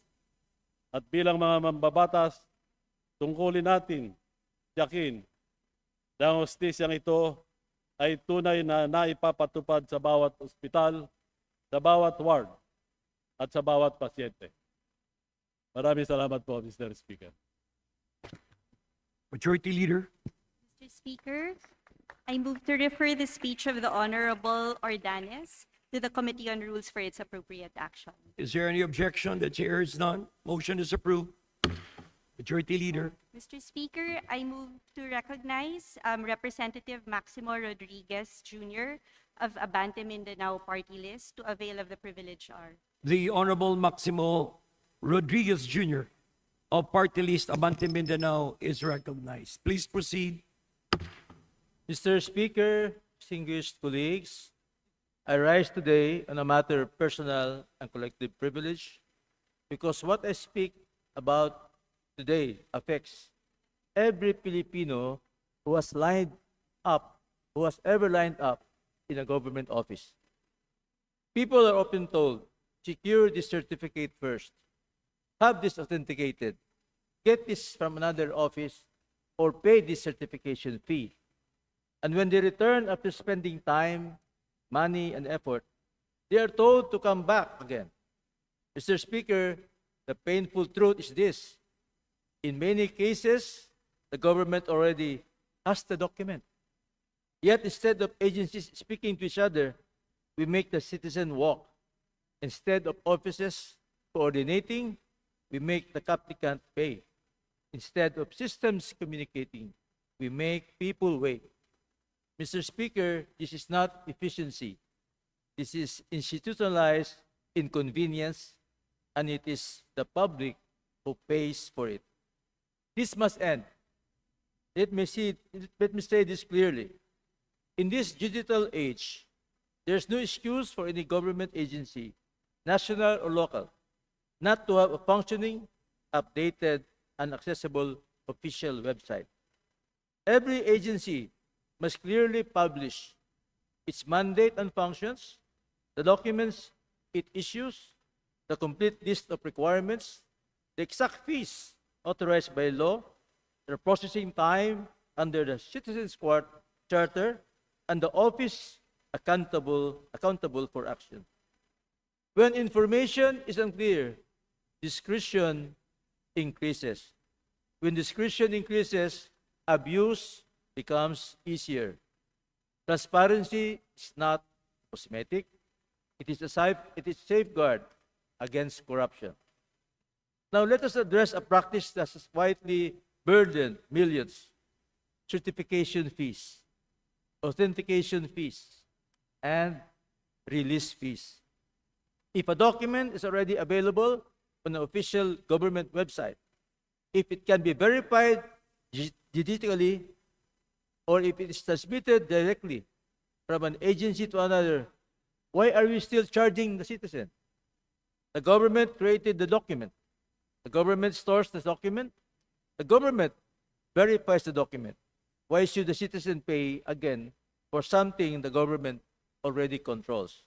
Public service must not become an opportunity to collect redundant fees. If agencies coordinate directly, there should be no charge for interagency transmission, verification, or authentication. If the PSA, Philippine Statistics Office, has the birth certificate, for example, if a regulatory agency issued a license, if a local government holds the permit, then the requesting agency must obtain it directly. The applicant should not be the courier of government records. And when the document is transmitted through official channels, it must be considered official and authenticate. We cannot demand certified true copies from the same government that issued the original. Government must function as one institution, not as an isolated silos. And finally, you must strictly enforce what the law already provides: automatic approval. When an application is complete and an agency fails to act within the prescribed period under the ease of doing business law, it is deemed approved. That is not a suggestion, that is the law. Yet, how many times do applications simply sit on desk? How many times are citizens told to follow up indefinitely? Delay is not neutral. Delay is the denial of service. If deadlines mean nothing, then rights become hollow. Automatic approval must be respected, implemented, and enforced. Mr. Speaker, because of the systemic failures, I will be filing a bill or resolution for inquiry that will ultimately institutionalize the once-only submission principle. Number two, mandate agency-to-agency coordination for official documents that will be considered original. Number three, require all government agencies to maintain updated, transparent websites. Number four, abolish unnecessary certification and authentication fees for digitally available or interagency transmitted records. And five, reinforce strict adherence to automatic approval under existing law. We also want to indulge the Committee on Good Government, of course, to oversee under its oversight functions these laws. Republic Act 11032, Ease of Doing Business and Efficient Government Service. Republic Act 6713, Code of Conduct, Ethical Standards for Public Officers and Employees. Republic Act 11032, Frontline Services. It is not radical reform. It is common sense.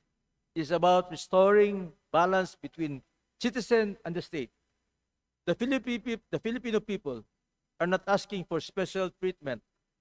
They are asking for a government that works, a government that communicates internally, a government that respects deadlines, a government that does not charge them twice, a government that values their time as much as their own. We cannot preach efficiency without practicing delay. We cannot speak of reform while tolerating redundancy. If we are serious about public service, then let us fix the system starting here. Thank you, Mr. Speaker, and good evening. Thank you, Honorable Rodriguez, Majority Leader. Mr. Speaker, I move to refer the speech of the Honorable Maximo Rodriguez Jr. to the Committee on Rules for its appropriate action. Is there any objection? The chair is none. Motion is approved.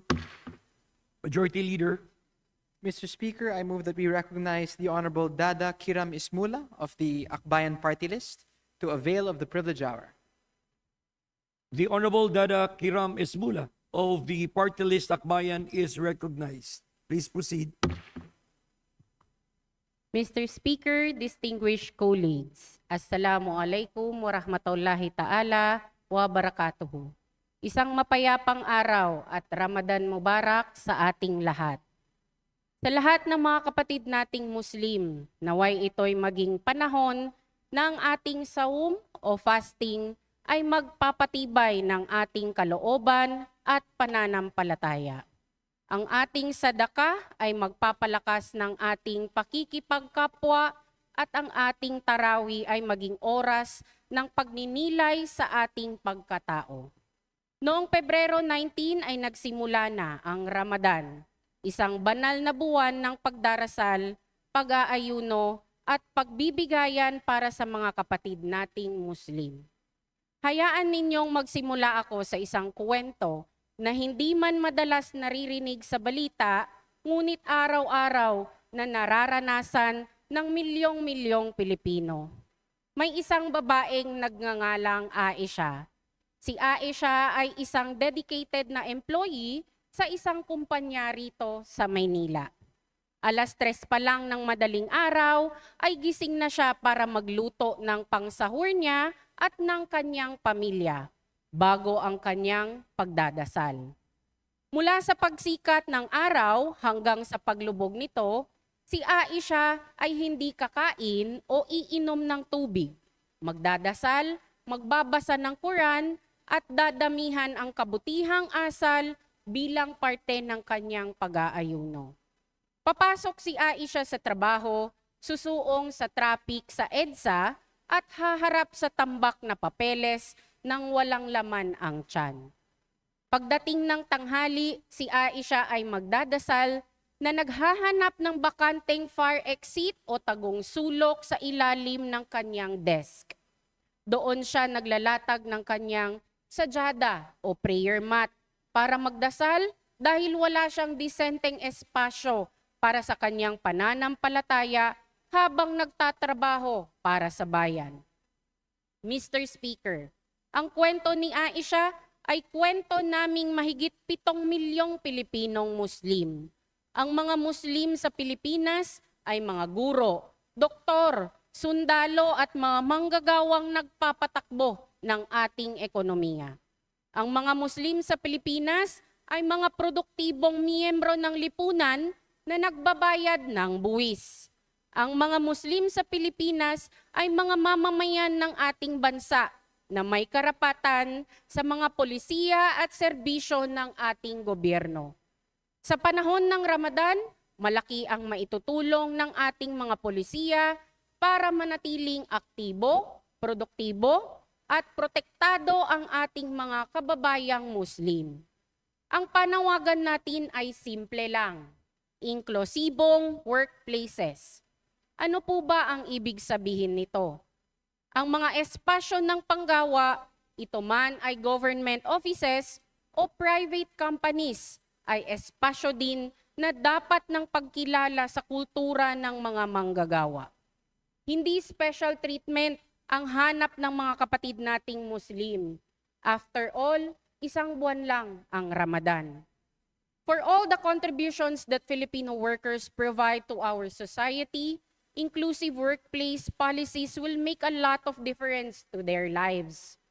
Ang pagkakaroon ng flexible working hours ay pagsiguro na hindi mamarkahang late ang ating mga Muslim employees na kailangang magsahur at magdasal sa madaling araw. Ang flexible working hours ay malaking ginhawa para makauwi ng maaga ang mga nanay at tatay mula sa trabaho at makapagluto pa para sa buka o iftar ng pamilya o ang hapunan na pagkatapos ng fasting. Ang dedicated prayer room o kahit space ay malaking tulong para payapa at pribadong pagdadasal ang ating mga kapatid. Posibleng-posible ito. In fact, para sa ating mga kawani ng gobyerno, mayroon na tayong CSC resolution na pinapayagan ang flexible hours tuwing Ramadan. Ang tanong na nga lang, compliant ba ang lahat ng mga government agencies natin dito? Habang kinikilala ko na mahalagang step itong resolution ng CSC, ayon sa ilan sa mga Muslim nating kawani ng gobyerno, mahihirapan pa rin sila pagkatapos ng trabaho, gawa ng rush hour traffic at tambak na workload. Ang isang tanong, paano na lang ang mga employees ng pribadong kumpanya? Kailan pa bang isa-isang makipag-negotiate ang isang Muslim sa kanilang supervisor para lang makuha ang karapatang ito? Ang pagbibigay ng flexible hours at prayer spaces ay prinsipyo ng humane conditions of work na bahagi ng karapatang kinikilala ng ating saligang batas. Sa parehong rason na kinikilala natin ang karapatan ng isang ina para sa maternity leave, sa rason na mayroon tayong konsepto ng reasonable accommodation sa mga kapatid nating may kapansanan, kayang-kaya natin maibigay ang parehong respeto sa pagkatao ng ating mga kapatid. Ang isang manggagawang nirerespeto ang pagkatao at pananampalataya ay isang manggagawang mas produktibo, mas tapat at mas masaya. Kaya naman nananawagan ako sa Department of Labor and Employment, sa Civil Service Commission, at maging ang Commission on Higher Education, it's time we see, recognize, and honor the culture of our Filipino Muslim workers. Panahon na para maglabas ng isang komprehensibong guidelines na hindi lamang recommending, kundi mandating flexible work conditions para sa lahat ng manggagawang Pilipino, anuman ang kanilang relihiyon. Gawin nating batas ang pagmamalasakit, gawin nating polisiya ang pagkakapantay-pantay. Maraming salamat po. Syukran. Daghang salamat. Assalamualaikum warahmatullahi ta'ala wa barakatuhu. Thank you, Honorable Ismula. Majority Leader. Mr. Speaker, I move to refer the speech of the Honorable Ismula to the Committee on Rules for its appropriate action. Is there any objection? The chair is none. Motion is approved. Majority Leader. Mr. Speaker, I move to suspend session for a few minutes. Session suspended.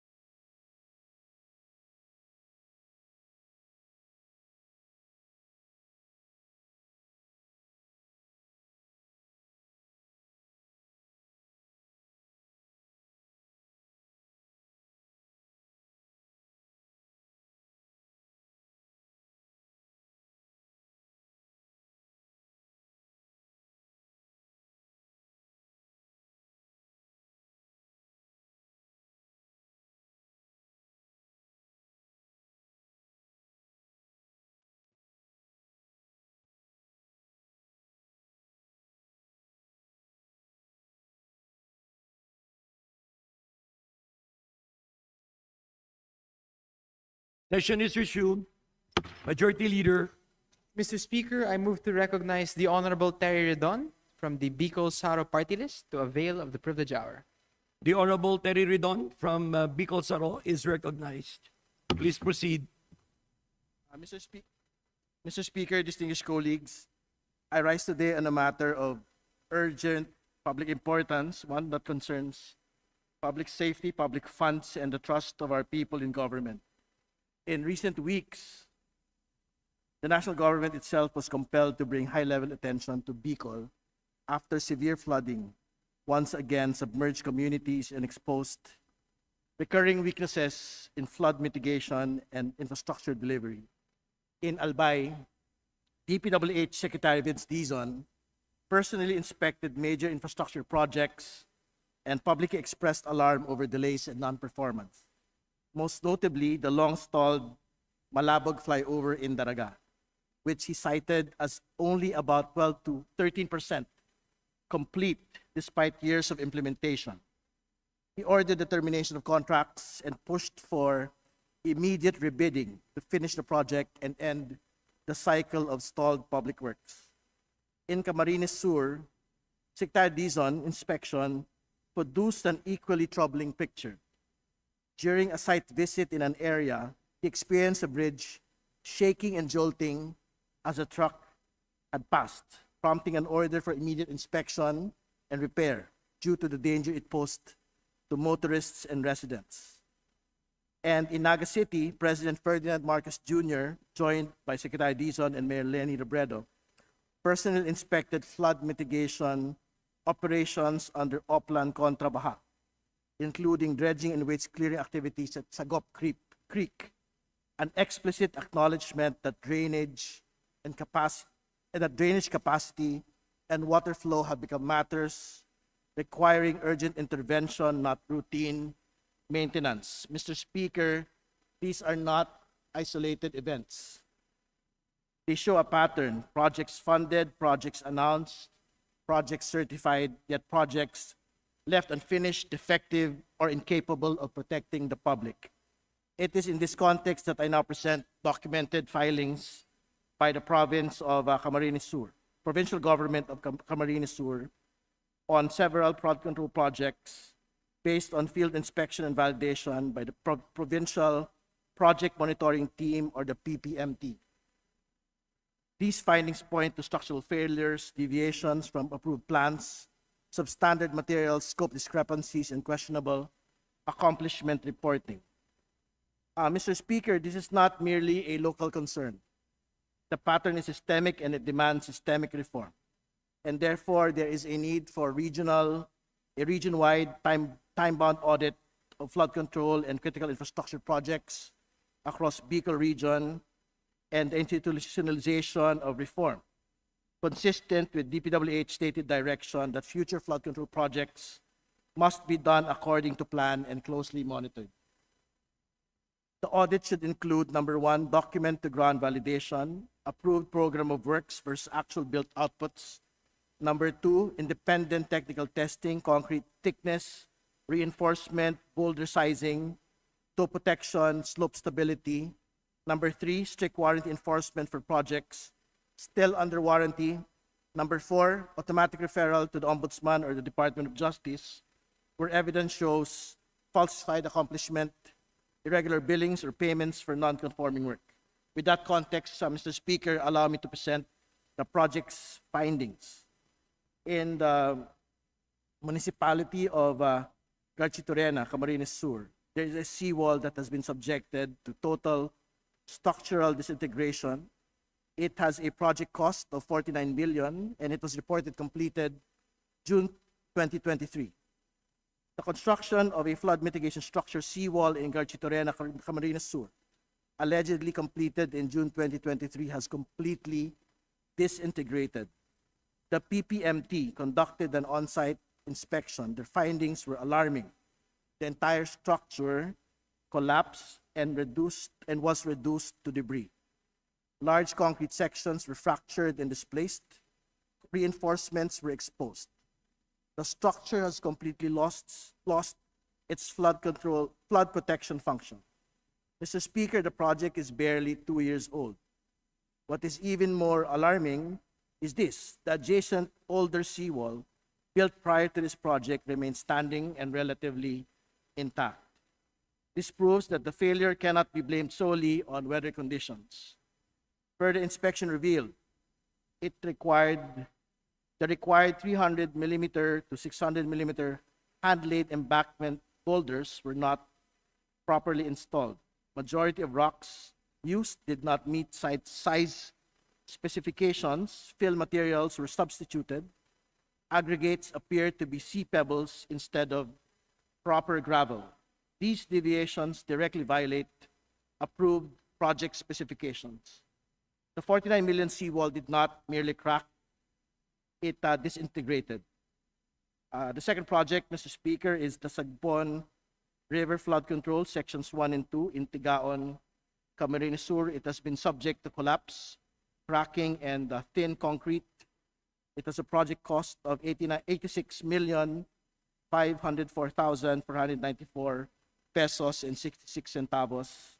The PPMT inspection revealed collapsed portions of structure, cracks from top to bottom, inadequate concrete thickness, 100 to 120 millimeters instead of the required 150 millimeters, exposed reinforcement steel bars, improper placement of railings, scouring, and foundation damage. Mr. Speaker, this project is still within its warranty period, yet large portions have already collapsed. The inspection also noted that instead of the required 300 to 600 millimeter hand-laid boulders, soil, fine sand, and the fine aggregates were used as fill materials, a substitution that severely compromises structural stability. This is not a minor deviation, Mr. Speaker. This is a structural compromise. Third project is Sagpon River Flood Control, multiple sections in Tigaon, Camarines Sur, scouring, improvised repairs, vulnerability. Project cost is 82,025,000. Again, serious deficiencies were found.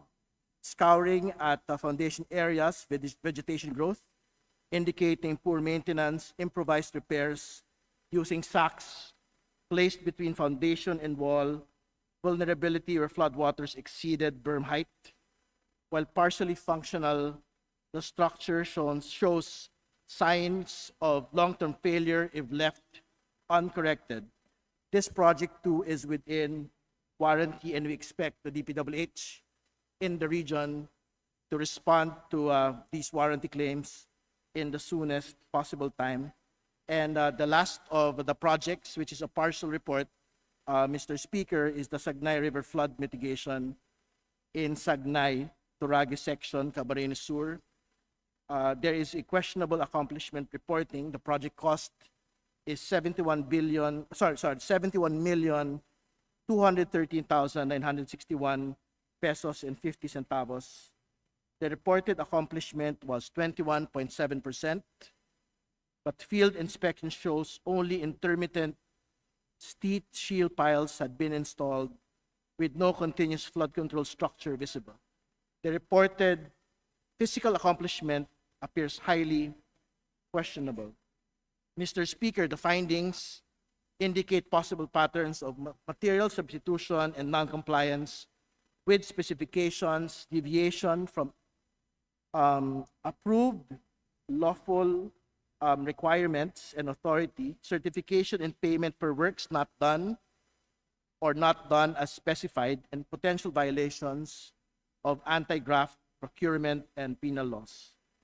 Given the national context where even top-level inspection in Camarines Sur and other provinces within the region had been undertaken, we have to be able to act decisively. Therefore, Mr. Speaker, I respectfully call for number one, a regional-wide audit of flood control and critical infrastructure projects across Bicol. Number two, immediate technical assessment and corrective works with strict warranty enforcement with directive for the DPWH to publish document to ground reconciliation for priority flood control projects. Number three, the referral of evidence to the Ombudsman or the DOJ for finding support fraud, falsification, or unlawful disbursement, and in the context of national reforms, third-party monitoring of major flood control projects, real-time transparency dashboards, and stronger contractor accountability and blacklisting mechanisms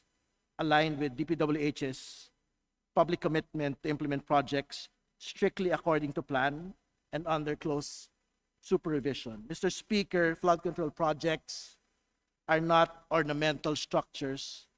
They are life-saving infrastructure. When they fail, homes are lost, livelihoods are destroyed, and lives are endangered. The Filipino people deserve flood control that works and governance that enforces accountability. Maraming salamat po, Mr. Speaker. Magandang hapon. Thank you, Honorable Redon. Majority Leader. Mr. Speaker, I move to refer the speech of the Honorable Redon to the Committee on Rules for its appropriate action. Is there any objection? The chair hears none. Motion is approved. Majority Leader. Mr. Speaker, I move to recognize the Honorable Eli San Fernando from the Kamanggagawa Party List to avail of the privilege hour. The Honorable Elijah San Fernando of Party List Kamanggagawa is recognized. Please proceed.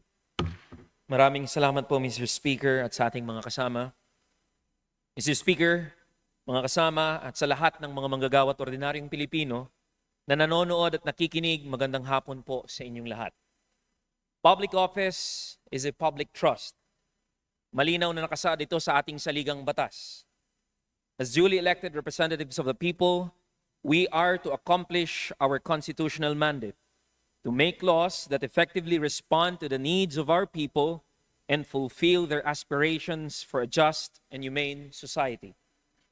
Tayo po ay nahalal para mag-review at gumawa ng mga batas na magpapagaan sa buhay ng mga manggagawa at ordinaryong Pilipino. Unfortunately, it seems that the integrity of this august chamber, in accordance with this mandate, is in great peril.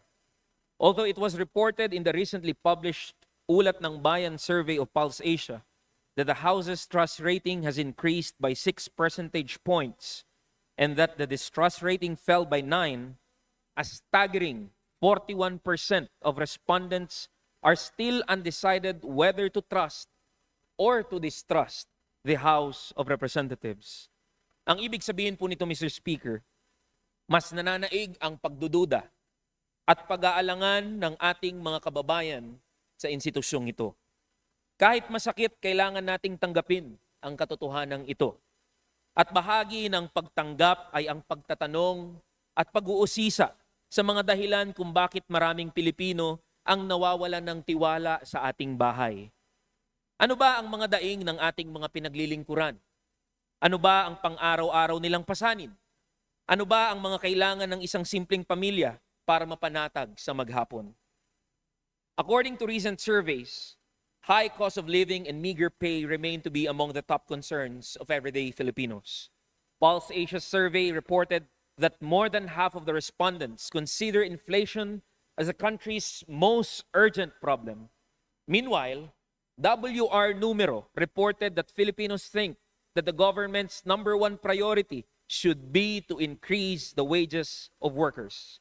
Kung susumahin at mas padadaliin po nating intindihin, ang sinasabi po sa atin ng mga Pilipino, ang kailangan namin, pababain ang presyo ng mga bilhin at serbisyo at itaas ang sahod ng mga manggagawa.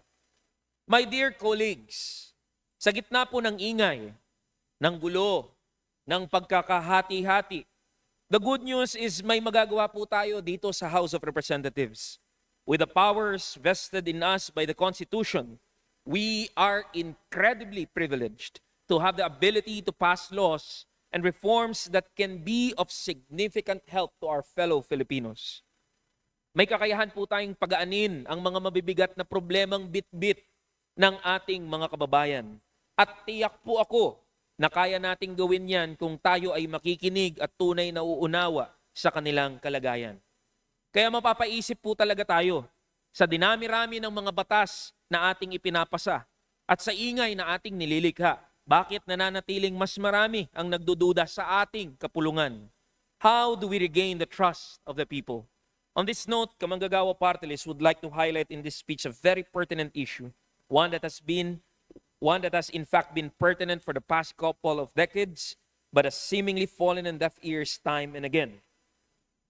The Labor Code of the Philippines broadly defines the word wage as the remuneration or earnings for work done or to be done or for services rendered or to be rendered.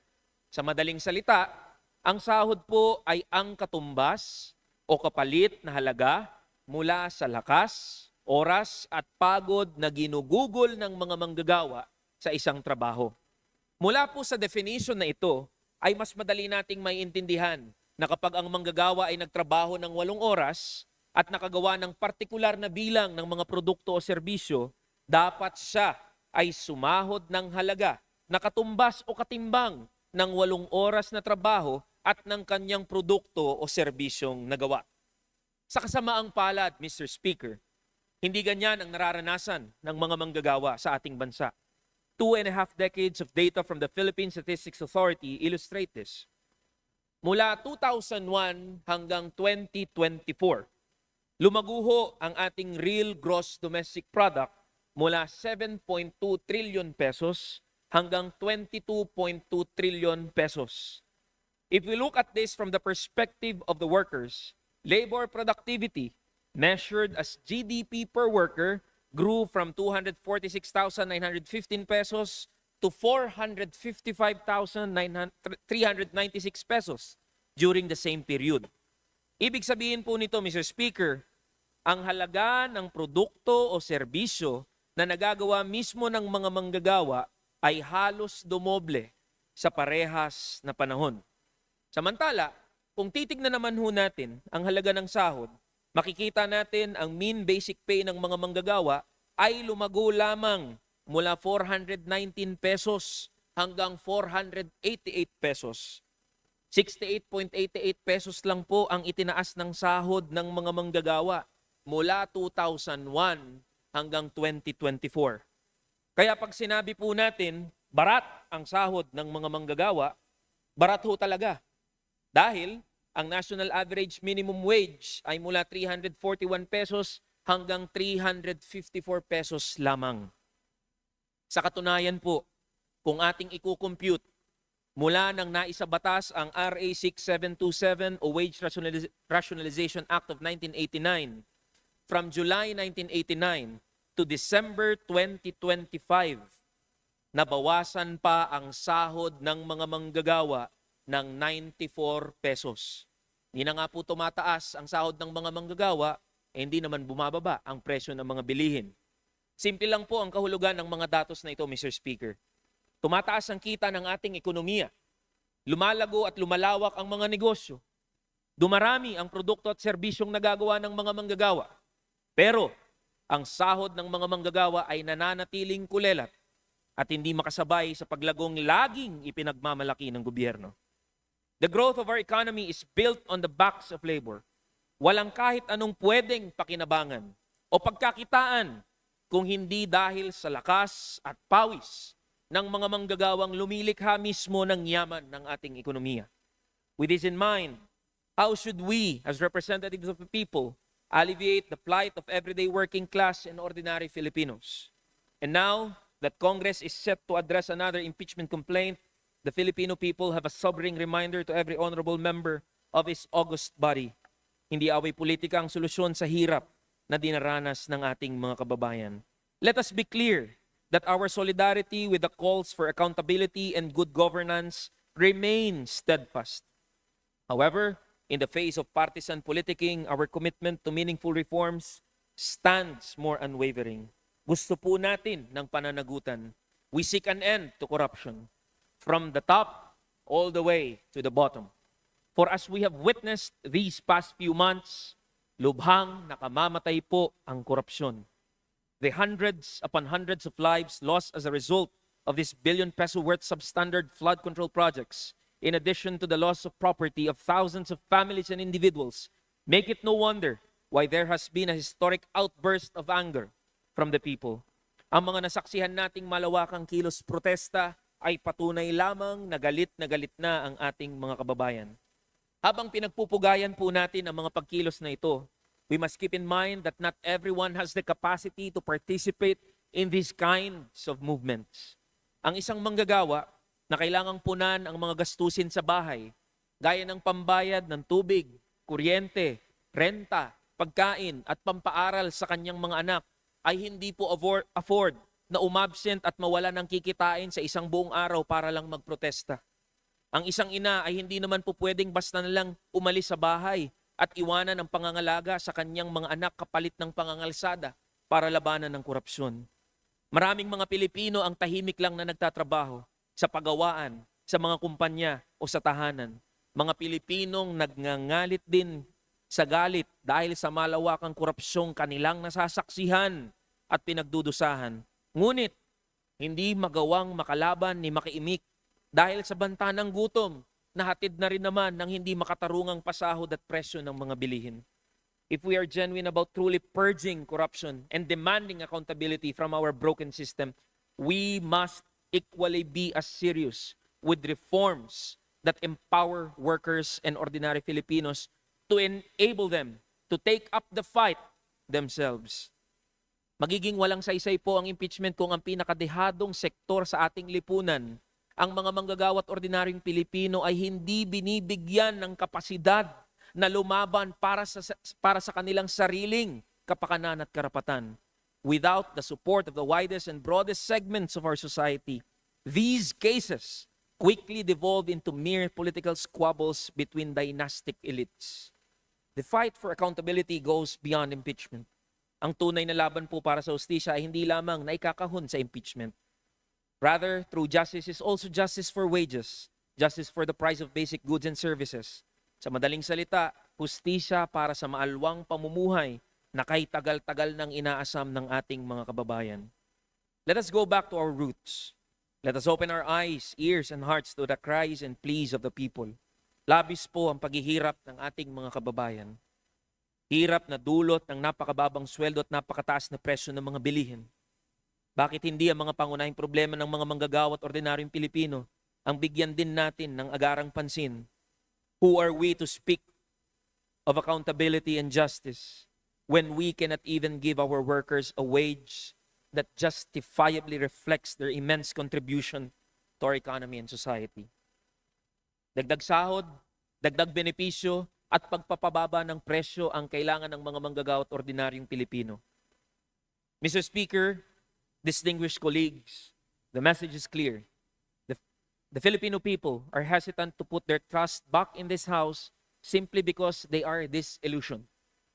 Disillusioned na ang ating mga manggagawa sa bulok na sistemang mayroon tayo.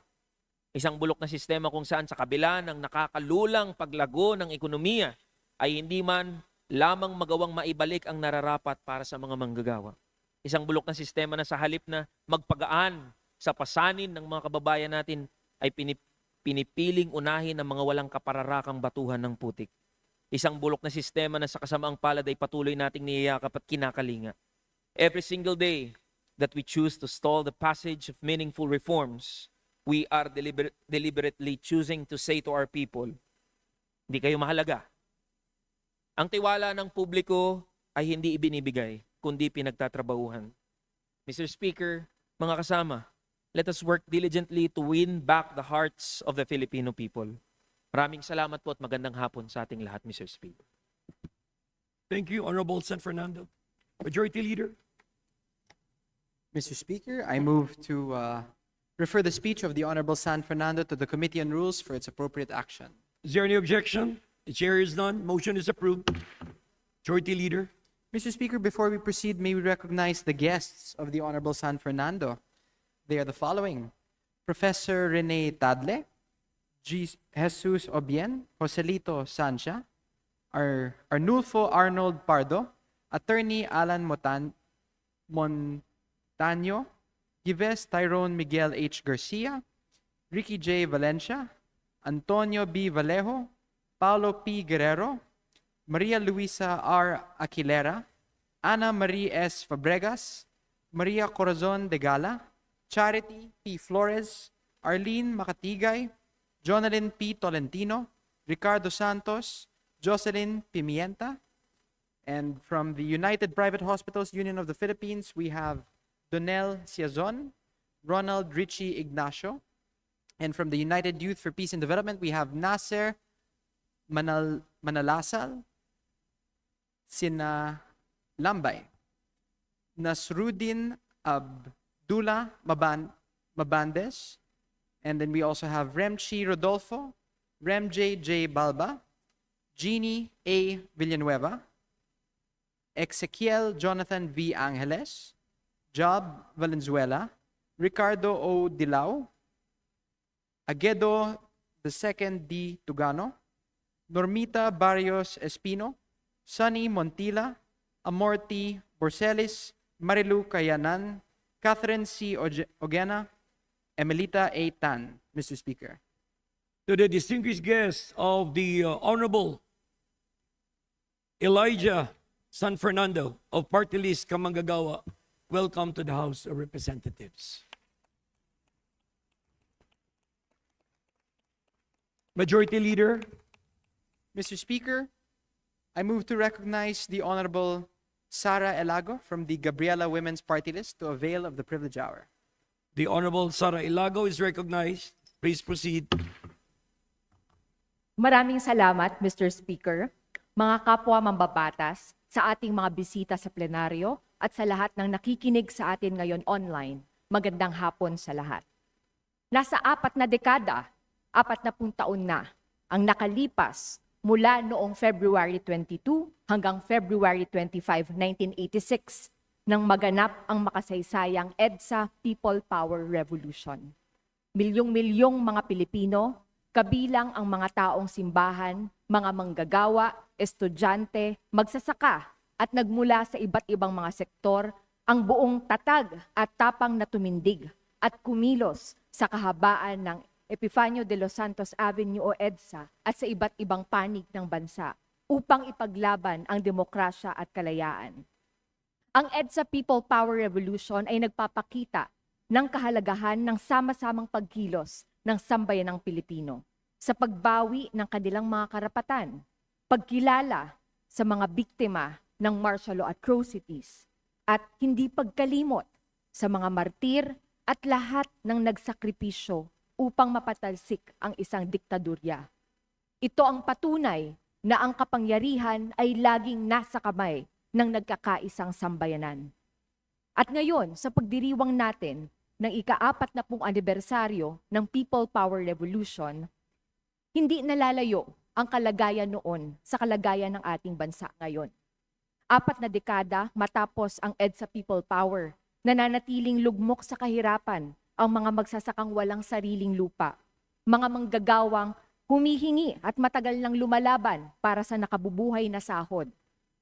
Ang mga ordinaryong mamamayan na umaalma na sa nagtataasang presyo ng bilihin, gayon din ang patong-patong na buwis, tulad ng value-added tax na ipinapataw sa taong bayan. 4 na dekada ang nakalipas, ngunit nananatiling bat-bat ng korupsyon ang ating bayan. Ninanakaw ang buwis na mula sa dugo at pawis ng ordinaryong mga manggagawa, mga Pilipino. Mula sa bilyong-bilyong ninanakaw noon hanggang sa kasalukuyang matinding problema pa rin sa korupsyon na bilyon-bilyon ring ninanakaw sa ilalim ng administrasyong ito. Kaya naman bukas, February 25, magmamarcha ang sambayanang Pilipino muli sa EDSA dahil sawang-sawa na ang taong bayan sa pagnanakaw sa kaban ng bayan. Magmamarcha tayo upang ipaglaban ang ating mga karapatan, upang ipanawagan na baguhin ang bulok at korap na sistema. Hindi dapat limitahan ang espasyo upang tumindig, mag-organisa, magkaroon ng mapayapang protesta at tumindig ang ating mga kababayan para sa kalayaan ng mamamayang Pilipino at ang kanilang karapatan na magpahayag. Kaya nga naman, ang hamon sa 40th anniversary ng EDSA People Power ay hindi ang simpleng paggunita, hindi lang simpleng pag-alala. Ang hamon ay ang pagpapatuloy ng pagtindig at paglaban sa korap na sistema. Naging inspirasyon natin at itinuturo sa atin ng EDSA People Power na ang tunay na kapangyarihan ay nasa kamay ng taong bayan. Ang tunay na people power ay ang sama-samang pagkilos at pagkakaisa ng mamamayan at pagpapatuloy ng laban hanggat hindi pa natin nakakamit ang tunay na demokrasya at katarungan. Huwag nating hayaang mabaon sa limot ang sakripisyo ng mga nauna sa atin para sa ating mga demokratikong karapatan na natatamasa ngayon. Kaya ang laban ng EDSA, People Power, ay laban natin hanggang ngayon. Kaya naman sa darating na February 25, ang panawagan ng kababaihan, panagutin ang lahat ng korap at bawiin ang mga ninakaw na kaban ng bayan. Patuloy tayong tumindig para sa pantay na karapatang pantao at para sa tunay na kalayaan at demokrasya. Mabuhay ang sama-samang kumikilos at tumitindig para sa tunay na demokrasya sa ating bansa. Ipakita natin ang ating people power laban sa korupsyon.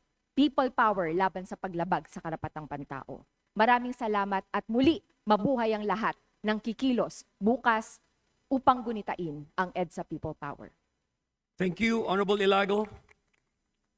Majority Leader.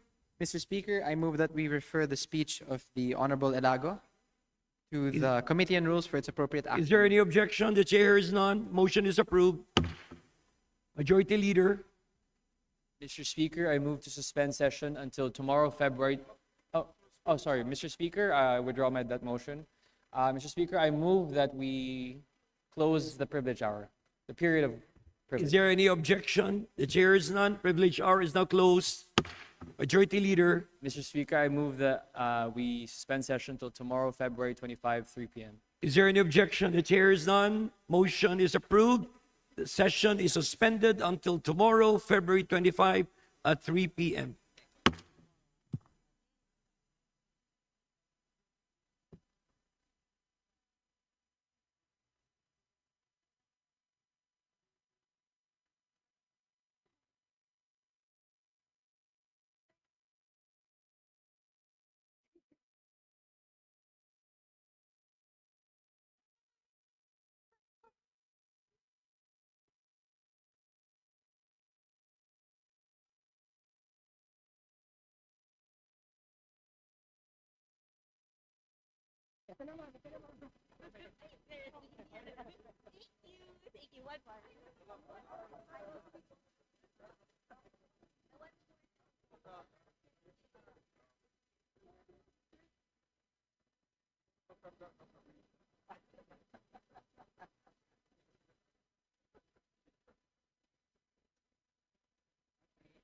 Your Honors, kami rin po.